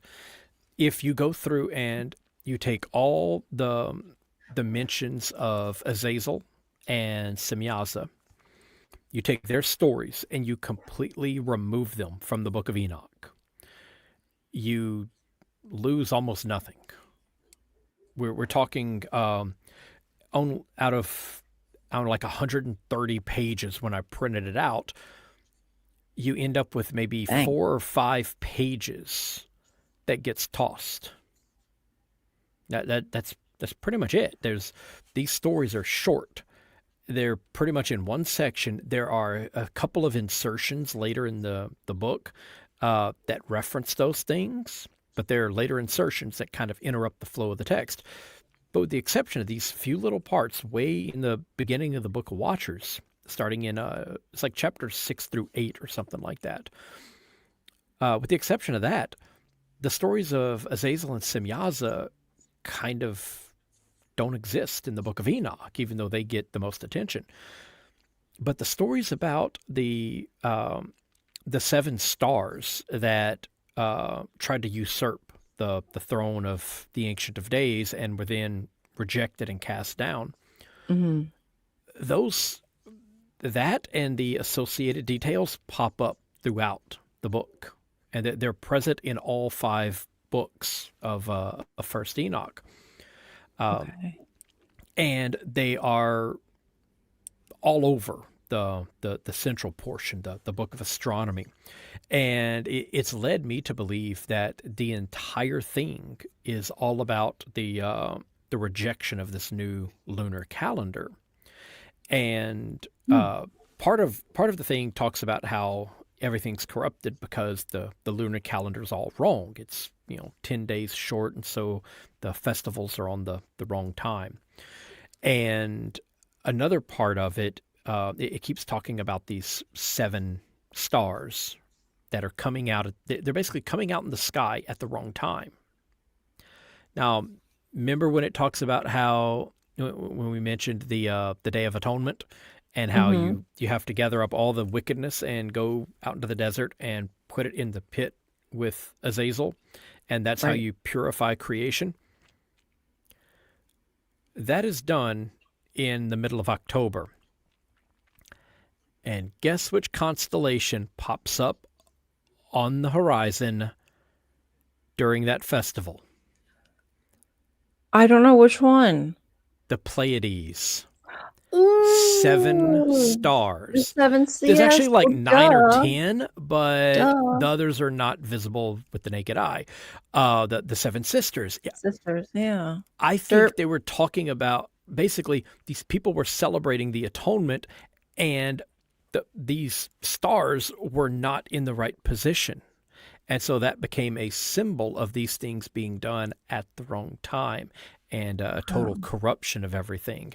And so the idea of these 7 stars that usurp the natural order and are then cast down and fall to the earth as these 7 burning mountains and crash into the desert and everything else, uh, the whole thing is symbolic of the switch from the accurate solar calendar to the inaccurate lunar calendar, and the basically the use of these or the practice of these the corruption of the practice of atoning at the wrong time and getting basically all of their festivals and celebrations at the wrong time, wrong. thus making them Causing, ineffective.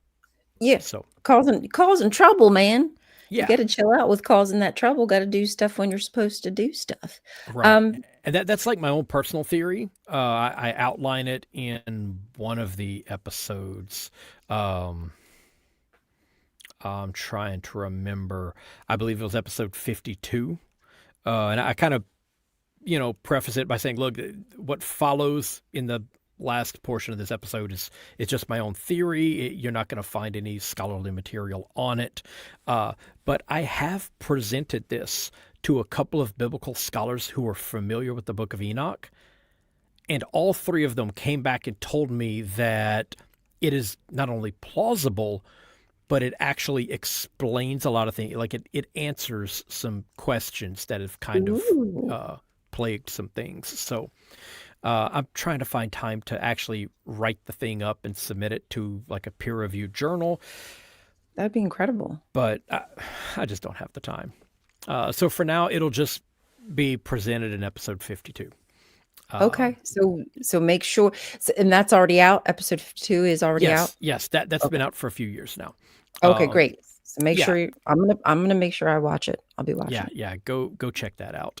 And Listen, I should say. when you get to that part where I say, what follows is my own little pet theory, just take that whole section with a grain of salt, okay? I think I present a very good case. I think it's well argued. I cite all the relevant passages that kind of state what's going on pretty plainly. How no one has put that together before me, I have no clue. I mean, at least a conspiracy theorist would have drawn some lines between those dots, but they never did. Hmm. So it's there. Listen to it. If you agree, cool. If you think it's crap, I don't care. It's just a thing that I think makes sense.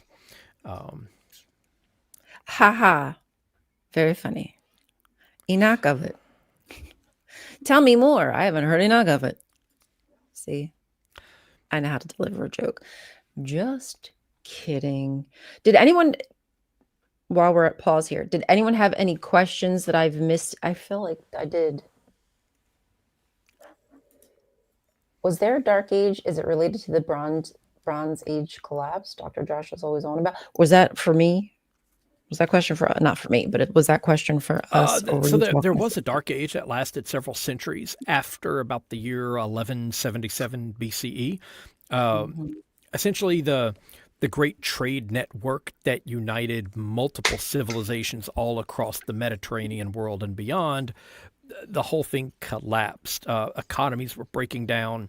and they took with them the trade network that kind of ran everything. And when that happened, so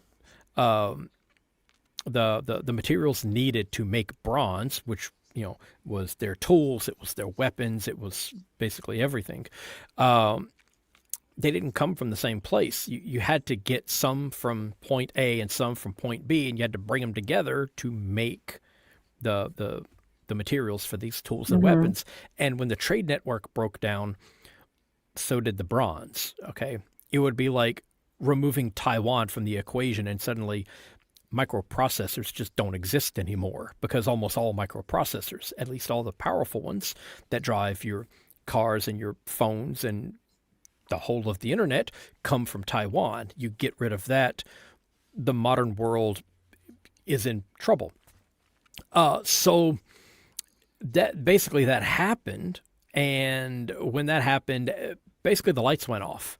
Uh, the schools that taught cuneiform closed, and for centuries, the you know like the Egyptian empire crumbled and never like Yeah. it, they the Egyptian empire remained, but it shrunk drastically. And while many of these other empires fell completely, the Egyptians held on, and mostly because the stability afforded them by the Nile. But they never regained their former glory. They were never as big as they had been in the 12th century BCE.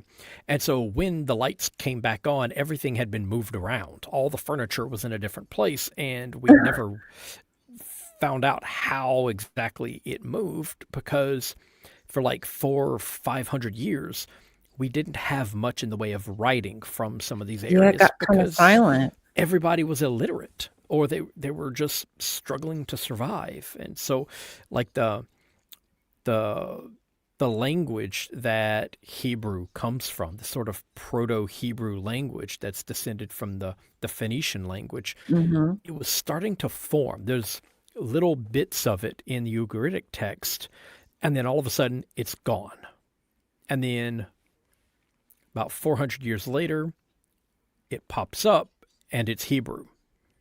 And so that whole evolutionary period, from this sort of Proto Hebrew to the Hebrew that the parts of the Old Testament are written in, that whole section, that whole evolution that took centuries, we just don't have it because there was so little writing that was being Yeah. done at that time. Because, like, entire It was cities, probably bad. Yeah, it was yeah, bad. entire cities, including Ugarit, were just abandoned. Like, people Yeah. just walked out of the cities and they were covered by the dust of deserts and sealed for thousands of years. You know, I'm uh, I so mean, yeah, in it was some ways, bad. I'm like, thank goodness. I'm like, thank goodness Ugarit was preserved like it was, and we were Yeah, able to recover these tablets that gave us such an insight to right. what If was it hadn't happening been for the then. Bronze Age collapse, we might not have the knowledge of, like, this Canaanite mythology. It may have been lost forever, because eventually those things would have Broken down been and destroyed. Not exactly. not necessarily as a deliberate act, but just as things got moved around and stuff, and people are like, well, we don't believe that anymore, so they just don't bother copying it, and eventually it just goes away, Exactly. and then it's gone. For Um, good. but instead, the people left and the libraries got covered in sand and dirt, and it stayed like that for 3,000 years until some farmer accidentally found a city underneath his field. Um, so yeah, there was this uh, there was this whole thing where basically it just you had a dark age, um, and we start getting writings in some of these areas about 400 years later, but it still took centuries after that for things to kind of rebuild, and for some of these trade networks to sort of reappear. And even then, it wasn't the way it had been. Like, you didn't Right. have people in, Western Europe trading with people all the way out in, like, Persia. Because they had trade networks that went from, Right. what would become Persia all the way up to like England. Like that's huge. It is. That And that's crazy. no wonder these stories have lasted so long. They and inspired so many because they were swooshed and swashed and brought through in and out of the Fertile Crescent, again, Swana region, for however long until Bronze Age collapsed. But then eventually, things got better. I mean, that took a while to kind of rebuild and whatnot, but eventually we start to see writings, inscriptions kind of come back. So I do wonder like what it would have been like to exist in that time when there was the Egyptian influence and Canaan was a vassal to Egypt, because even though they were a vassal, it seems as though relations were pretty good. Yeah. There was Egyptian influence, and with religion, clothing. I mean, you just name it. There was a lot of it, but also vice versa. Like the like Ashira or Kudshu, she's also super popular in Egypt. So it was kind of like a real like synchronicity. Yeah, you know the word I'm trying to say. Syncretism. There we go. Hello. That's what I'm trying to say. A good relations, even though vassals. Yeah, yeah, and that seems like the archaeology seems to point in that direction. We've got a ton of letters going back and forth from Egypt and Right. Canaan. They seem to be fine with it. Hmm. Yeah, probably did okay because of Egypt. Yeah, Really, and if anything. we've got letters where they're like, "Hey, these people are kind of encroaching on our territory. You want to send an army over here to give us help?" Right. Lots of stuff like that. So Hmm. yeah, So pretty cool. I just don't want to live back then. I'm not one of those people. But if I had an opportunity to time travel and just spend some time to see what that influence was like, I would love that. So cool. yeah, yeah. Being able to get the entirety of the libraries at Ugarit Oh, excavated, God. get all that, not lose anything. The Qumran text. Um, Ugh, ugh. All the libraries that have been burned oh and god, or the one that I think is maybe one of the worst is um, oh god, the one in Italy that was destroyed by the volcano, by Mount mm, Vesuvius. I can't think of the name of it now.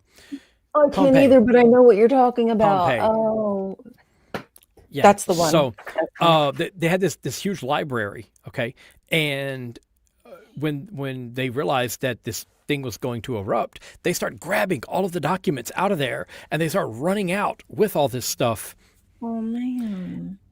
and they like the most important documents that existed in that library got evacuated first and were never seen again. Damn. It was the stuff that was left in the library that got preserved for the next 2,000 years. It was like, you know, I don't know, Big cry. coffee. It was like coffee receipts and stuff like that. Ah, Customer calm the complaint frack letters. It on. was, Right. yeah, it was Complaint letters. a lot of it was stuff that no one really cares about. And some of these things, like there were like history books and stuff like that that had been written, and we know about them only because people mention their titles. And it's like these would have been there, and then later the Christians destroyed those books because they didn't like them. If they had There's that. not been evacuated from Vesuvius, we would, or from Pompeii, we'd probably have them now. Yeah. And so, yeah, that's like a weird one. Like this great, devastating event could have preserved thousands of documents that would later be destroyed by Christians. Yep. So Oh yeah, man. it's unfortunately Guttural. they tried to save them. Which is what Unfortunately, you would do. You would do that. That's what you think you exactly. should do. Yeah, Yeah. exactly. What they didn't realize when they were running out of there was like, there was this religion that was more destructive than a catastrophic eruption.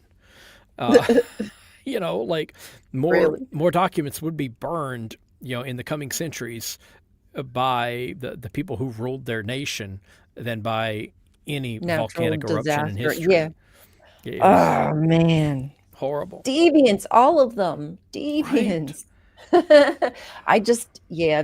That's one thing that I love is just knowing the history. Like it wasn't something I paid attention to ever before because it didn't matter in my Yeah. worldview. But now it's like, oh, I crave to understand their point of view and Yeah. how they were perceiving the world around them. I mean, we're still trying to figure that out now. I mean, not me, but humanity, I should say, still kind of feel like they're trying to solve these problems. Yeah. Unknown answers.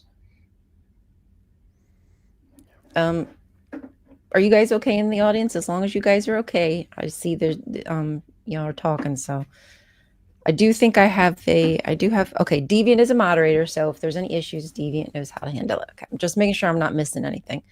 Um, okay, so as far as Enoch goes, because we're at an hour and 50, and I want to make sure that you've given us anything important pertinent that you think we should know. Is there anything I should ask that you feel is like the biggest mischaracterization or misunderstanding about Enoch that a lot of people, just kind of spread and really don't know what they're talking about? Um, first, there are no ancient aliens in the Book of Enoch. Uh, Jason, come on. You're not fun. yeah. Sorry. The planet Nibiru does not make an appearance in here. Okay. Um, Oh, okay. I've heard yeah. Nibiru. A lot of Christians, not a lot of Christians, but a very vocal subset of Christians believe that this book is extremely ancient. It is not. It is much of it is contemporary with Daniel. So 160, 180 BCE, thereabouts, though parts of it do look like they come from about a century earlier.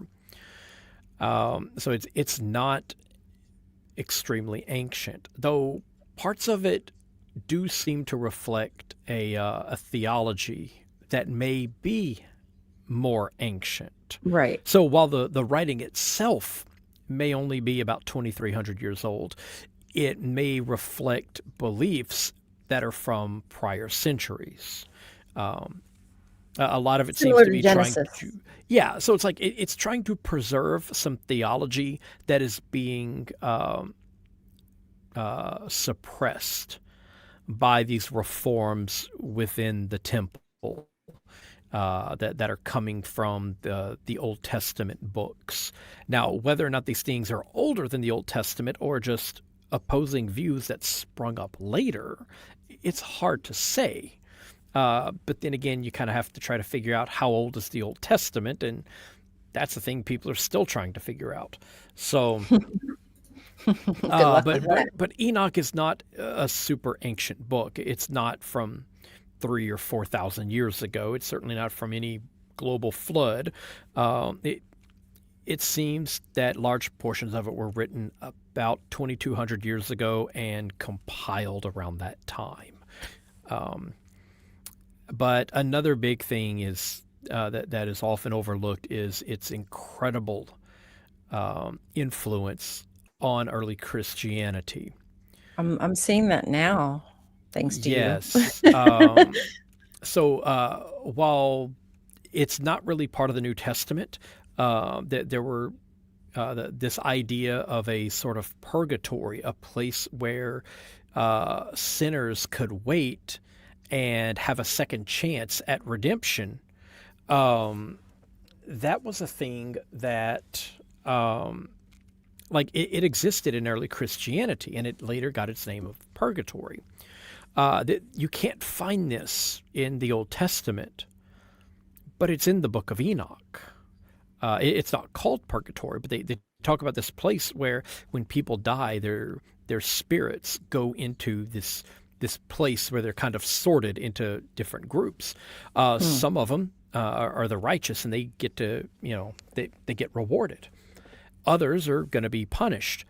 But this third group, they're kind of in between. They're not wicked enough to be, tormented outright, but not exactly righteous. So they get tossed into this big cave in this mountain, and they're given a second chance. And those that repent, those that accept the Lord of Spirits and the Ancient of Days, they get rewarded, and they're treated pretty much like the righteous. And then all the rest of them who pass up that opportunity, then they get thrown into the pit, and they're tortured by the angels of torment. So a lot of ideas like that were quite popular with Christianity, especially in the first couple hundred years. These things cannot be found in the Old Testament, but they are No. written plainly in the Book of Enoch. And this is a book that is referenced possibly more than any single book of the Old Testament, which is saying Wow. something, considering the Old Testament is supposed to be the foundation of Christianity. Um, Exactly. and it's harder to reconcile the Old Testament with Christianity. They're incompatible in in so many different ways. Um, in fact, it's easier to say that Christianity and the Old Testament do not belong together than to say that one leads to the other. But you don't Agreed. have that problem with Enoch. You can read Enoch and then look at early Christianity and say, yeah, this fits, this tracks. Right. Uh, so But yeah, it was an incredibly important book to the early Christians. Uh, Citations of it and references to its theology permeate the New Testament in a way that you can't really say about the majority of the Old Testament. There's not a lot uh, of things like Samuel and Kings and Judges in the New Testament. You've got a different thing with things like Daniel and Zechariah and Isaiah. That's certainly in there. Matthew uses a lot of Exodus, um, but outside of that, you don't have a lot. And even then, it's sort of cherry picking. It's taking a few passages or a few little ideas. and then and it twists it. It uses that Right, little bit of right, truth and then adapts right. it for whatever their agenda is. Exactly. The overarching theology is so incredibly different that it's Right. really hard to reconcile the New Testament and the Old. But you don't have that problem with Enoch.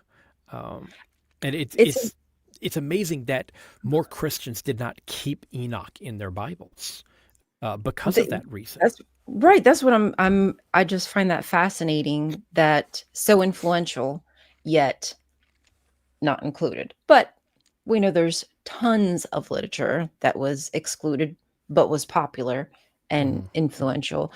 And like you said, when it comes to connecting the Hebrew Bible with the New Testament, I feel as though they shouldn't be together. Yeah, one might be borrowing from, but what does that doesn't mean anything. Yeah, I mean, if I write another book that's borrowing from the Bible, should I now add mine to this right. compilation? No, like that's just silly to me. But what's done is done. It is what it is. But the knowledge that's kind of right there, like here, available at our fingertips for us to read, yet all the stories in the Bible that are repeated over and over ad nauseum. But here's a whole nother like exploration that could be done into this Enochian character. But people would be afraid to, because it would go against a lot of the things that they believe from the Hebrew Bible. Yeah, It would conflict. there's a book I have. uh, it's called Enoch and the Messiah, Son of Man. Mm. Now, I want you to look at how thick this book Ooh, is. that's It a is thick one. all about parallels between the book of parables and the New Testament. Just that. Just that. Woof. A small section of the Book of Enoch, one section, and the New Testament. That's the whole book is about. Hundreds of pages just about that, including like how Jesus in the Gospels, right after his baptism, the Spirit like drives him out into the wilderness, and then he's like picked up and he's taken over to Jerusalem, and he's set on a mountain, and he gets to see the whole world and everything. Uh, Mhm. Now, of course, these little like visions and stuff like that, that was pretty common in literature. Okay, Paul does something similar, but this specific thing in the Gospels, where this happens to Jesus, is taken straight out of the Book of Enoch. So much so that they can actually look at the specific verbs that are used. Okay, Really? when is Jesus active in this thing, and when is he passive? Like when he travels, in this thing, does Jesus go, no, no, no? He is picked up and he is carried, he is taken, he is shown, he is made to see. And it's the same verbs that are being used. And then when Jesus is active, it's in the same way that Enoch was active. So when Enoch has a passive role in the book of parables, Jesus doing the same thing is also passive. And it's this spirit that is taking him. When Enoch is active in these scenes, Jesus does the same thing, and there he too is active. It's stuff like that. It's which shows you that not only is this a popular trope of the time in these religious circles, Mhm. but they're actually using this material, okay? Because these literary traces, these fingerprints of Enoch, are showing up in the Gospels in very peculiar ways and consistently. This is not accidental, okay? This is the result of someone looking at material and reworking it for a modern audience. Mhm. And that is incredible. And for this to be overlooked for centuries, Yeah. it is, I think it does the New Testament studies a huge disservice. I don't think you can truly understand the New It Testament does. without studying the Book of Enoch. And Wow. so many people, they're looking at Isaiah and Zechariah and Daniel, which play a major role, but they're completely ignoring something which is at least equally important. And Um, probably only because it's not canonical. yeah. And touching on that, another big misconception is that the Book of Enoch was removed from the Bible by some people who decided this. No, that's not how the Bible was formed. There was no big convention. Like people didn't get together and vote on the books of the Bible. Um, they were Yay or nay? compiling things. They had lists. They had compiled manuscripts. They had collections that they liked. Some things were more popular than others. And in the Eastern Mediterranean world, the thing that would, for many Christians, become the Old Testament was a popular collection. And then, and it just happened to not include Enoch. Hmm. And elsewhere, uh, in Africa, it did include Enoch. And that's just how it shook out. It was not, the Council of Nicaea did not get together and say, you know what, we don't want to Right. get, No, we're going that's to not what it ban was about. Enoch, get rid of it. No. First, the Council of Nicaea had nothing to do with the books of the Right. Bible. Uh, That was more about but Arianism, was it not? yeah, Whether or not Jesus yeah, was a it was the human nature of deity, Jesus. whatever They the were hell. just Right. talking about the nature of Jesus. And they still Uh, haven't figured that out. right, they're still debating about that one.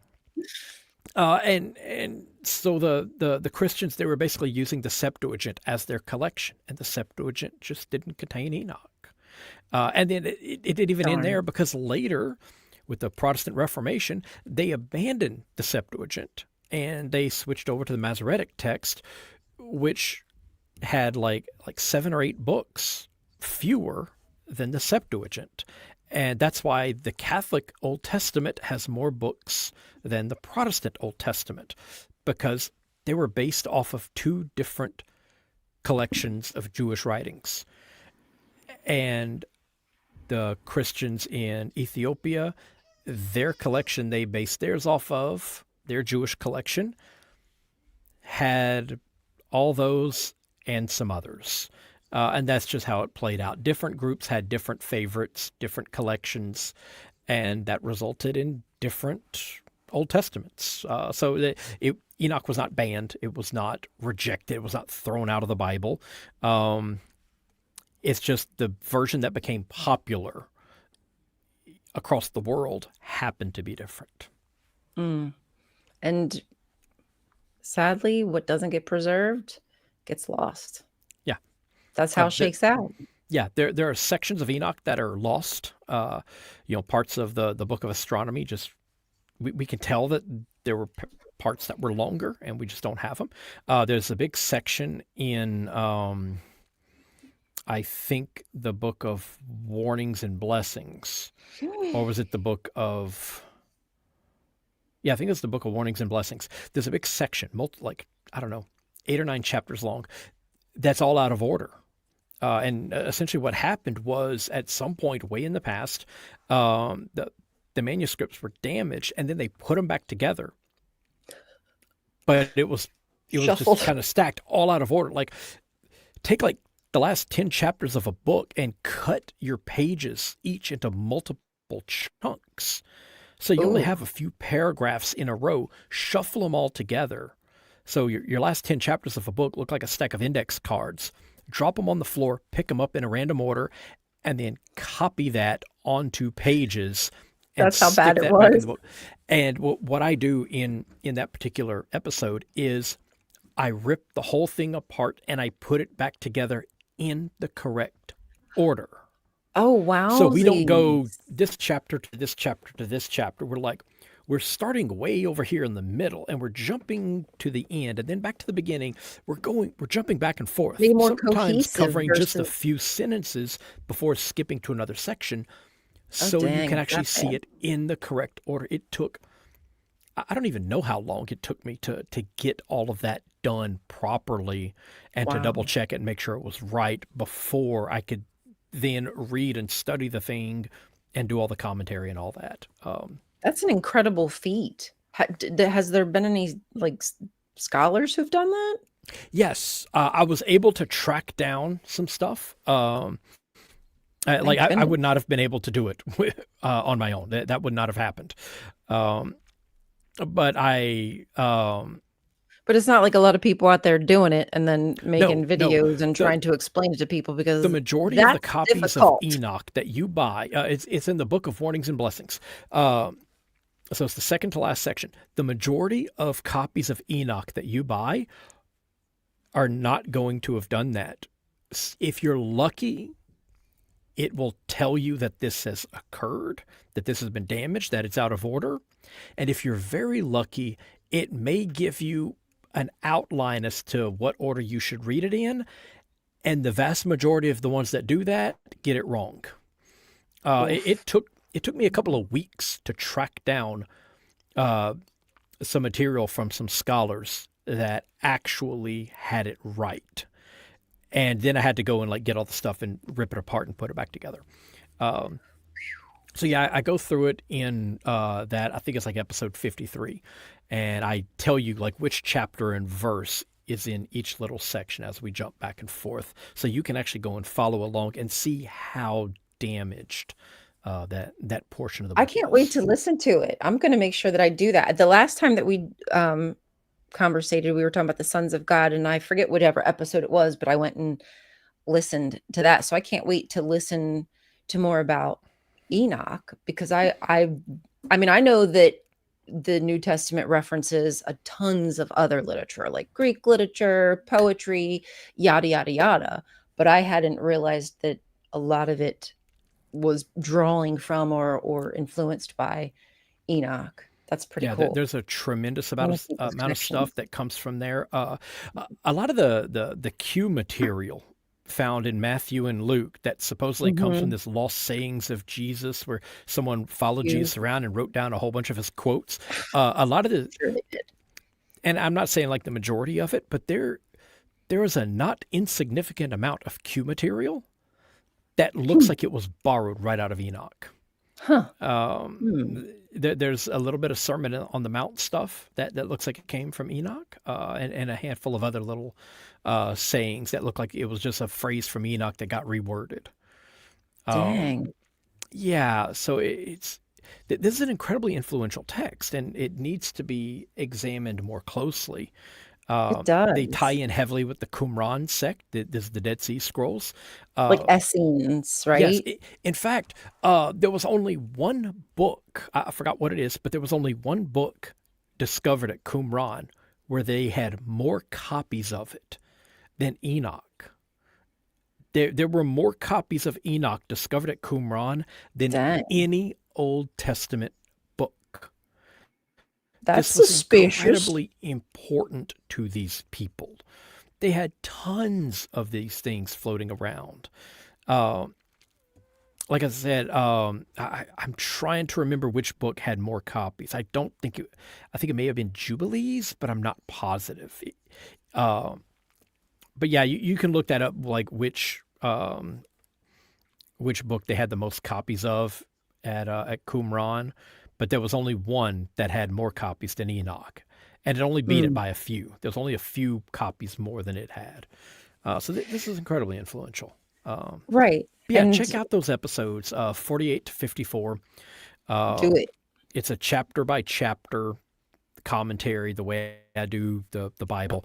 Um, it is the most in depth coverage of Enoch that you can find in audio format anywhere on the internet. Um, and it is one of the only ones that does not contain ancient aliens and, Bigfoot and stuff like that. Thank It's all goodness. based on good scholarly material. I What's going Some on? of the books I used were um, like this one right here, um, the Hermeneia translation on First Whoa, Enoch.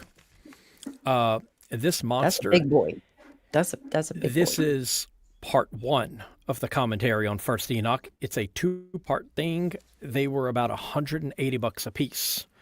Um, at the end, there was You basically go into debt trying to learn all this stuff. yeah, and then there was um, the Hermeneia translation. I didn't use the R.H. Charles translation that pretty much every copy on Amazon uses. I used the Hermeneia translation. Okay. Um, so, yeah, I spent hundreds and hundreds of dollars.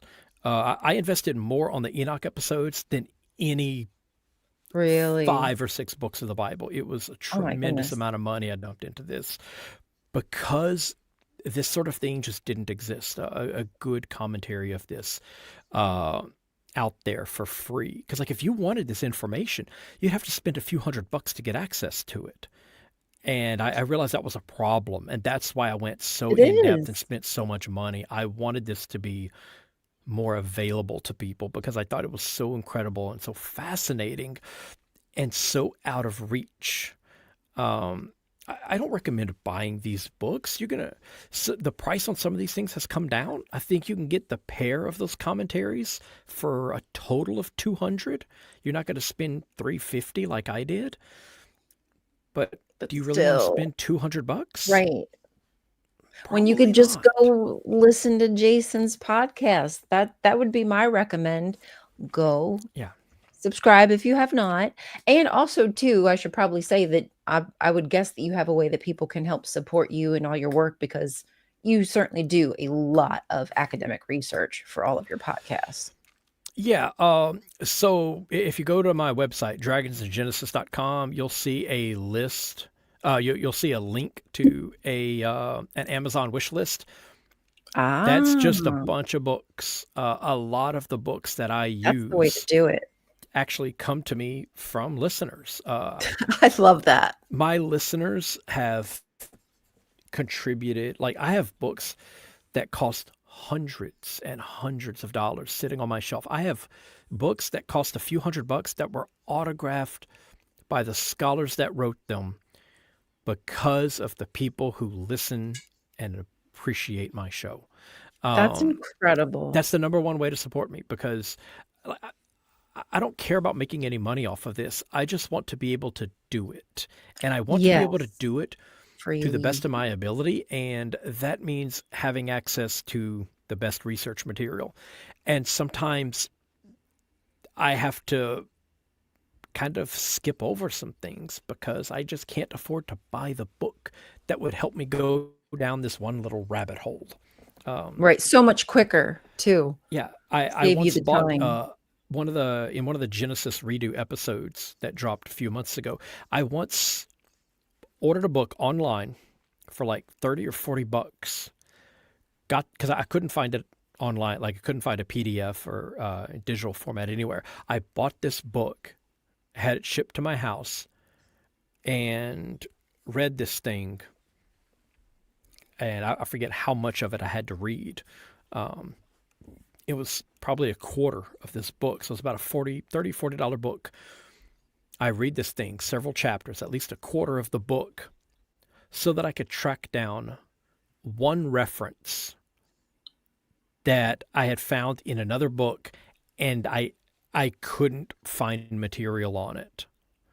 And so I had to get Damn. this book that had been printed decades before, only translated from German, Yes, and then had a I have limited that problem run. all the And time. I got this so that I could have one sentence in an episode that I was writing.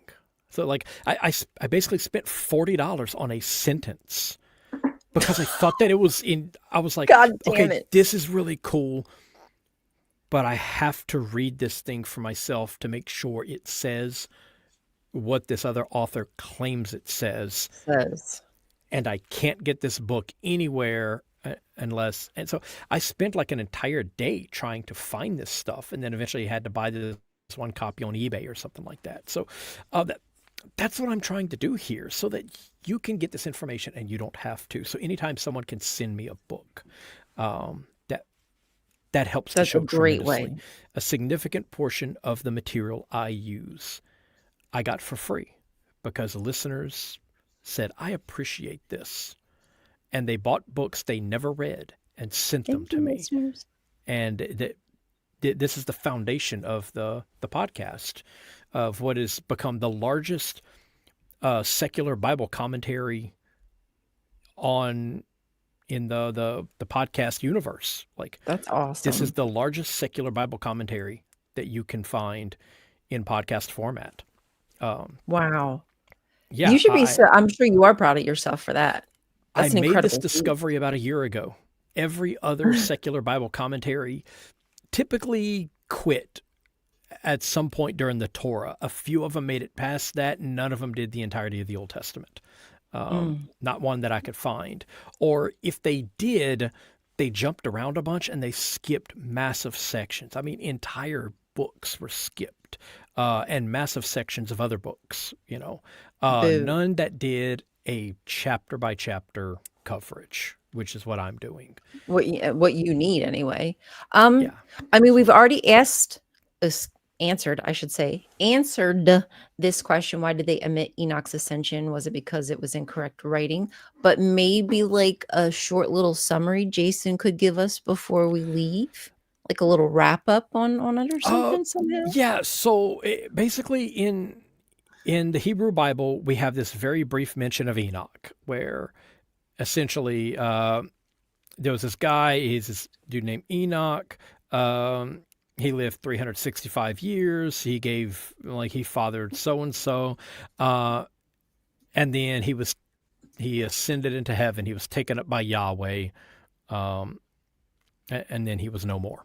Like he basically, instead of dying, he went up to heaven. Bye And bye. that's basically all we have. Why exactly we don't have anything else, we don't know. We can speculate, and scholars have, but we don't really know. And we don't know how much other material there was. we really don't know. It's possible that he just wasn't really important to them whenever they were compiling all these different things, because they had stories of other people giving them material. It's possible that originally Enoch didn't give him any material, and basically he was just sort of like a sun god figure. He flies up into heaven, taken up on the fiery chariot, sort of like Elijah. We don't really know what his original story was. I suspect it resembled that of Adapa, but we don't know. So why things were omitted, we can't really say because we don't know what was omitted, because we don't know what was there.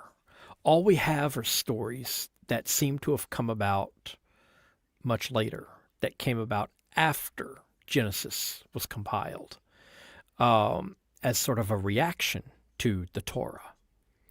And we don't know how much of this was new material.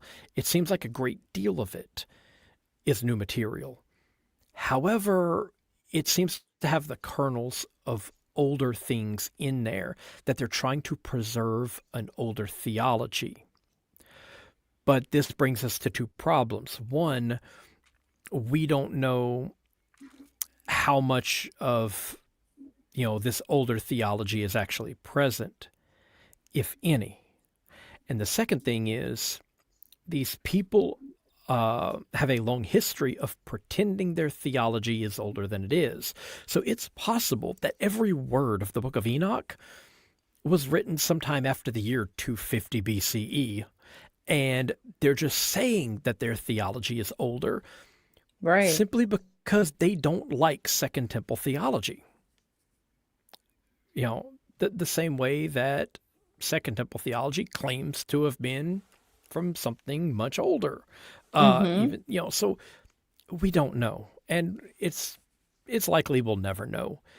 So what was missing from Enoch, we don't know, and we don't know why it's missing.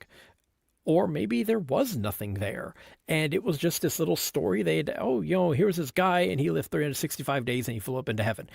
And maybe that's all there was. And again, We don't know. we'll never know. We can speculate, but we don't Yeah. know, and we probably never will. Well, it is a mystery to us, but I definitely want to understand more about how Enoch was somebody that, I don't know. I don't believe that, these people were real per se, but the Matthew character, the Mark character, yada, yada, yada, were playing upon or drawing upon this wise guy. And I don't mean that sarcastically, this this wise guy, but it's so funny that this wise guy has a completely different understanding of the world. So Yeah. that's pretty wild to me. I appreciate your time spending all this time explaining all this to us. I really feel like we should do a follow-up and go a little bit deeper with some of the questions. But please, everybody, if you aren't following Jason from Dragons and Genesis, be certain to do that. The link is in the description. But if you search Dragons and Genesis, you will find him. Listen to the podcast. I think you said episode 52 was the... Episodes 48 to 54 there we cover go. the entirety of the Book of Enoch, and I named all of those episodes after songs. There's Tonight the Stars Revolt, Enoch Knock Knocking on Heaven's Door, Watch the Sky for Me, Rock the Casbeel, Spirit in the Sky, Hammer Time, and The End is the Beginning is the End. Those are the Enoch episodes. So yeah, there's I all love that. sorts of I different love your things going on. imagination, Jason. I love it. I like the geek. I like the geek and you coming out. That's cool. Yeah, look, I literally went back to an episode I had done several years earlier. It was the final episode for the Book of Judges.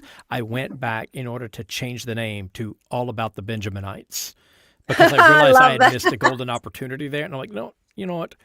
The name has officially changed, and so I went all the way It's all back about and I the Benjamites, changed it, and baby. there we go. Um, because I just think that's fun. So That is, but that's what makes learning about, in my opinion, learning and understanding, have a better understanding of the Bible by making it more accessible and fun for people. It doesn't have to be like in a church hearing the same stupid recycled story over and over. You can, if you are a believer, you can still believe, but now actually ask some questions and learn a little bit more about your religion that you were a little bit too afraid to learn before. It's not going to hurt you. You're just going to learn more. It's not going to hurt you. Yeah, yeah. Unless this turns out to all be real, and then you're going to hell, and in which case, There's that. sorry. Sorry about that pit with the stones over top of you. Yeah. The angels of torment, those dudes are hardcore. They've got like meat hooks and stuff, and you want to avoid that, man. So yeah, let's not do that. Let's not go read there. this, study this, and then pray about it. Even easier, just listen to Jason's podcast. Yeah. That's a better solution. Yeah. I think that works. I read the boring stuff so you don't have to. See? And I enjoy reading boring stuff. But it's, like you said, it's expensive, it's tiring, and not everybody appreciates I should the change work my that you put into tagline. I read the expensive stuff so you don't have to. it. So, yeah, there you go. Yeah, that's more fitting now. So, support if you can. And as Jason said, support could be something as simple as buying a book straight off his Amazon list. Support the good work. And if you can't afford it, like a video, share some episodes. It helps. Yeah, that's it. Just share some episodes. Find a Christian friend who is interested in the Bible and say, hey, I found a Bible commentary for you. This person does not interject their religion into it. That's so what's if they're needed. Catholic or Protestant or whatever, they're not going to get some kind of weird theology. I try to be very friendly toward Christians and Muslims and everyone who listens to the episodes. You are. I have a lot of religious listeners. So send them to, I'd rather you There's nothing wrong with share it. this with your Christian friends than with your atheist friends. And encourage them to send me questions if they come across something they've never heard before and they want a source. I answered 4 emails this morning of just sending people links to books where they could find sources of information that they had encountered in one of my episodes and were skeptical about. Jason, that's what I did this morning. You are such. It's easy to see that you are just such a genuine person and how passionate you are about this, and it really does shine through. And I can't believe that you don't have more subs, but whatever it is, you're doing good on the listening part of it. It's just YouTube's a little it's beyond. Because I put everything into making the podcast and absolutely nothing into social networking. I basically live under a rock. It's so hard. The last 3 presidential elections, it was a week before I even found out who won. I'm not even joking. That's how deep you were in it. Yeah. Deep. I was be like, hey, wasn't there an election recently? Okay, yeah, I mailed in a ballot 2 months ago. I hope, I wonder who won. Maybe I'll check on that later. And then I find out later, I'm like, that's disappointing. It's been at least the last 3 elections where it took me, at least a week each time to find out who our new president was going to be. Which at this point, I just recommend don't even look at who the new one is. It's you're just going to be disappointed. Act like it doesn't exist. Looking at it like this. I don't get political in my stuff. I'm just saying that sometimes learning these things is a massive disappointment. Well, this is a perfect way, I think, to kind of take your mind off of what is happening and just learn something, enjoy it. Yeah. The way that you bring the material, the information, you got little funny bits in there, informative. It has everything that somebody would need, especially if they don't want to worry about what the frack is happening out there. Yeah, So yeah. Worry about the apocalypse from 2,200 that years ago, and apocalypse, yeah, worry about that one. right? Okay, The worry one about the that won't rivers of actually fire. happen. Okay, that's a way to de-stress. Okay, um, yeah, and when you're listening That to one's an not episode, real. if you encounter something delivered in a dry, monotone voice, and you think, "Wait, was that a joke?" Yes, it was. It was. Because I And love after a while I love listening, throwing in a you'll get joke, it. and I just give like a deadpan delivery and then move on, and then people are Uh-huh. like, "Wait, that It was was. sarcasm." Um, But it's a great mix. It really is. I can't rave enough about it. I hope that we can do this again maybe soon, pick another topic, or continue on the Enochian discussion. Something of that nature doesn't really matter to me. I just would love Absolutely. to pick your brain, quite frankly. I like Absolutely. your beautiful brain, Jason. This really? Wait, you can see it? Dang it. Some Chianti. Yeah, we can always talk more Enoch. We can talk about the influences of Enoch on Christianity. We could talk about Bible monsters. Like I like Bible monsters there are as well. kaiju cows in the Old Testament. Okay, I'm Kaiju cow. talking cows the size Mhm. of mountains, and you probably read those passages and didn't even notice they were there. There's a bird in there so big Lost in that translation. it laid an egg, and the egg cracked, and the yolk flooded 7 cities in Israel. That Yeah, bird see, is no, in I the didn't know Hebrew that. Bible, and you missed it. Okay, that's what we're doing next. We are doing monsters in the Bible. Put it on your And calendar. I don't know when, but you're that bird tastes not like your chicken. lunar. Oh, it tastes like chicken? It does. It Yum. tastes. I can make a linguistic argument based on the old Hebrew, which I don't read, but I can make an argument that this bird tastes like chicken. Oh, I love it. Isn't Um, that fun though? Like yeah, how fun is that to be able to make that argument? I love yes, that. yes. Um, It's incredible. it's kind of a joke, but we can talk Right. about that when Like we I do a say that, Bible monsters that Jesus episode. made the first cop joke, calling cops pigs, basically, the Roman army. You know what I'm saying? Like that wasn't real. That's not what he was doing. But I think it's funny to say that, and it's funny to think about Yeah. it. Whatever. It's Well, we'll he just enjoy it. invented the McFish sandwich. Yeah, he made like See? 5,000 of them things, and McDonald's is like, okay, we got an idea. This went over Mm. well. It Put went it over on our so dollar well, he menu. came back like 1 or 2 chapters later and he did it again. It So was yeah, delicious. you know, before We're that it just waiting was, for the I don't McRib know, to make its like, way. well, it wasn't ham sandwiches, obviously. Um, you know, chicken maybe, I don't know. But yeah, he invented the McFish sandwich. See, So this is the way that the Bible should be taught, in my opinion, in my humble opinion. Um, all right, well, Jason, thank you. Let's close out. We'll talk soon. We'll get something set up. You in the audience, I appreciate you being here. Go support Jason. Thank you for supporting me. Make sure you like this video. Go listen and share. And I'll see you guys tomorrow morning. Bye. Oh, is there anything that you needed to like coming up that you wanted to put out there?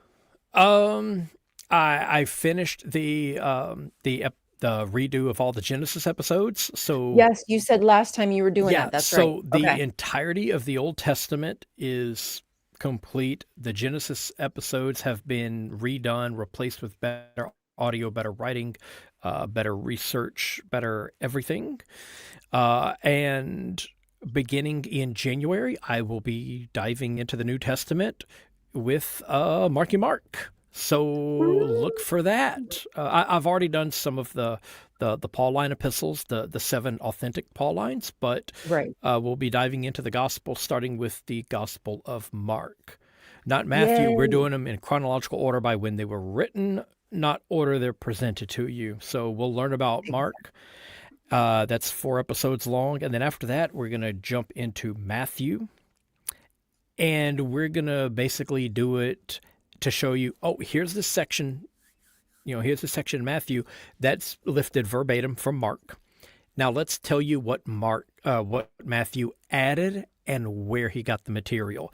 Let's tell you what he took from Mark and how he changed it. So you'll not just learn about the Gospel of Matthew and the particular theology in that, but you will see how Matthew is an evolution of the Gospel of Mark. And then we're going to do the same thing with Luke. And then we're going to do the Michael Bay version in the Gospel of John. The Michael Bay version?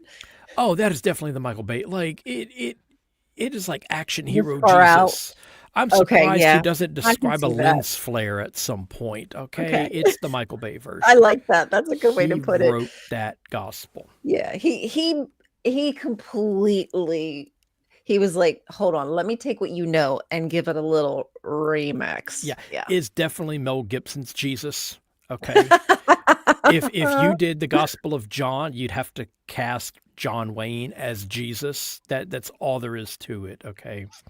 So, in a different timeline, Jason, in a different timeline. yeah.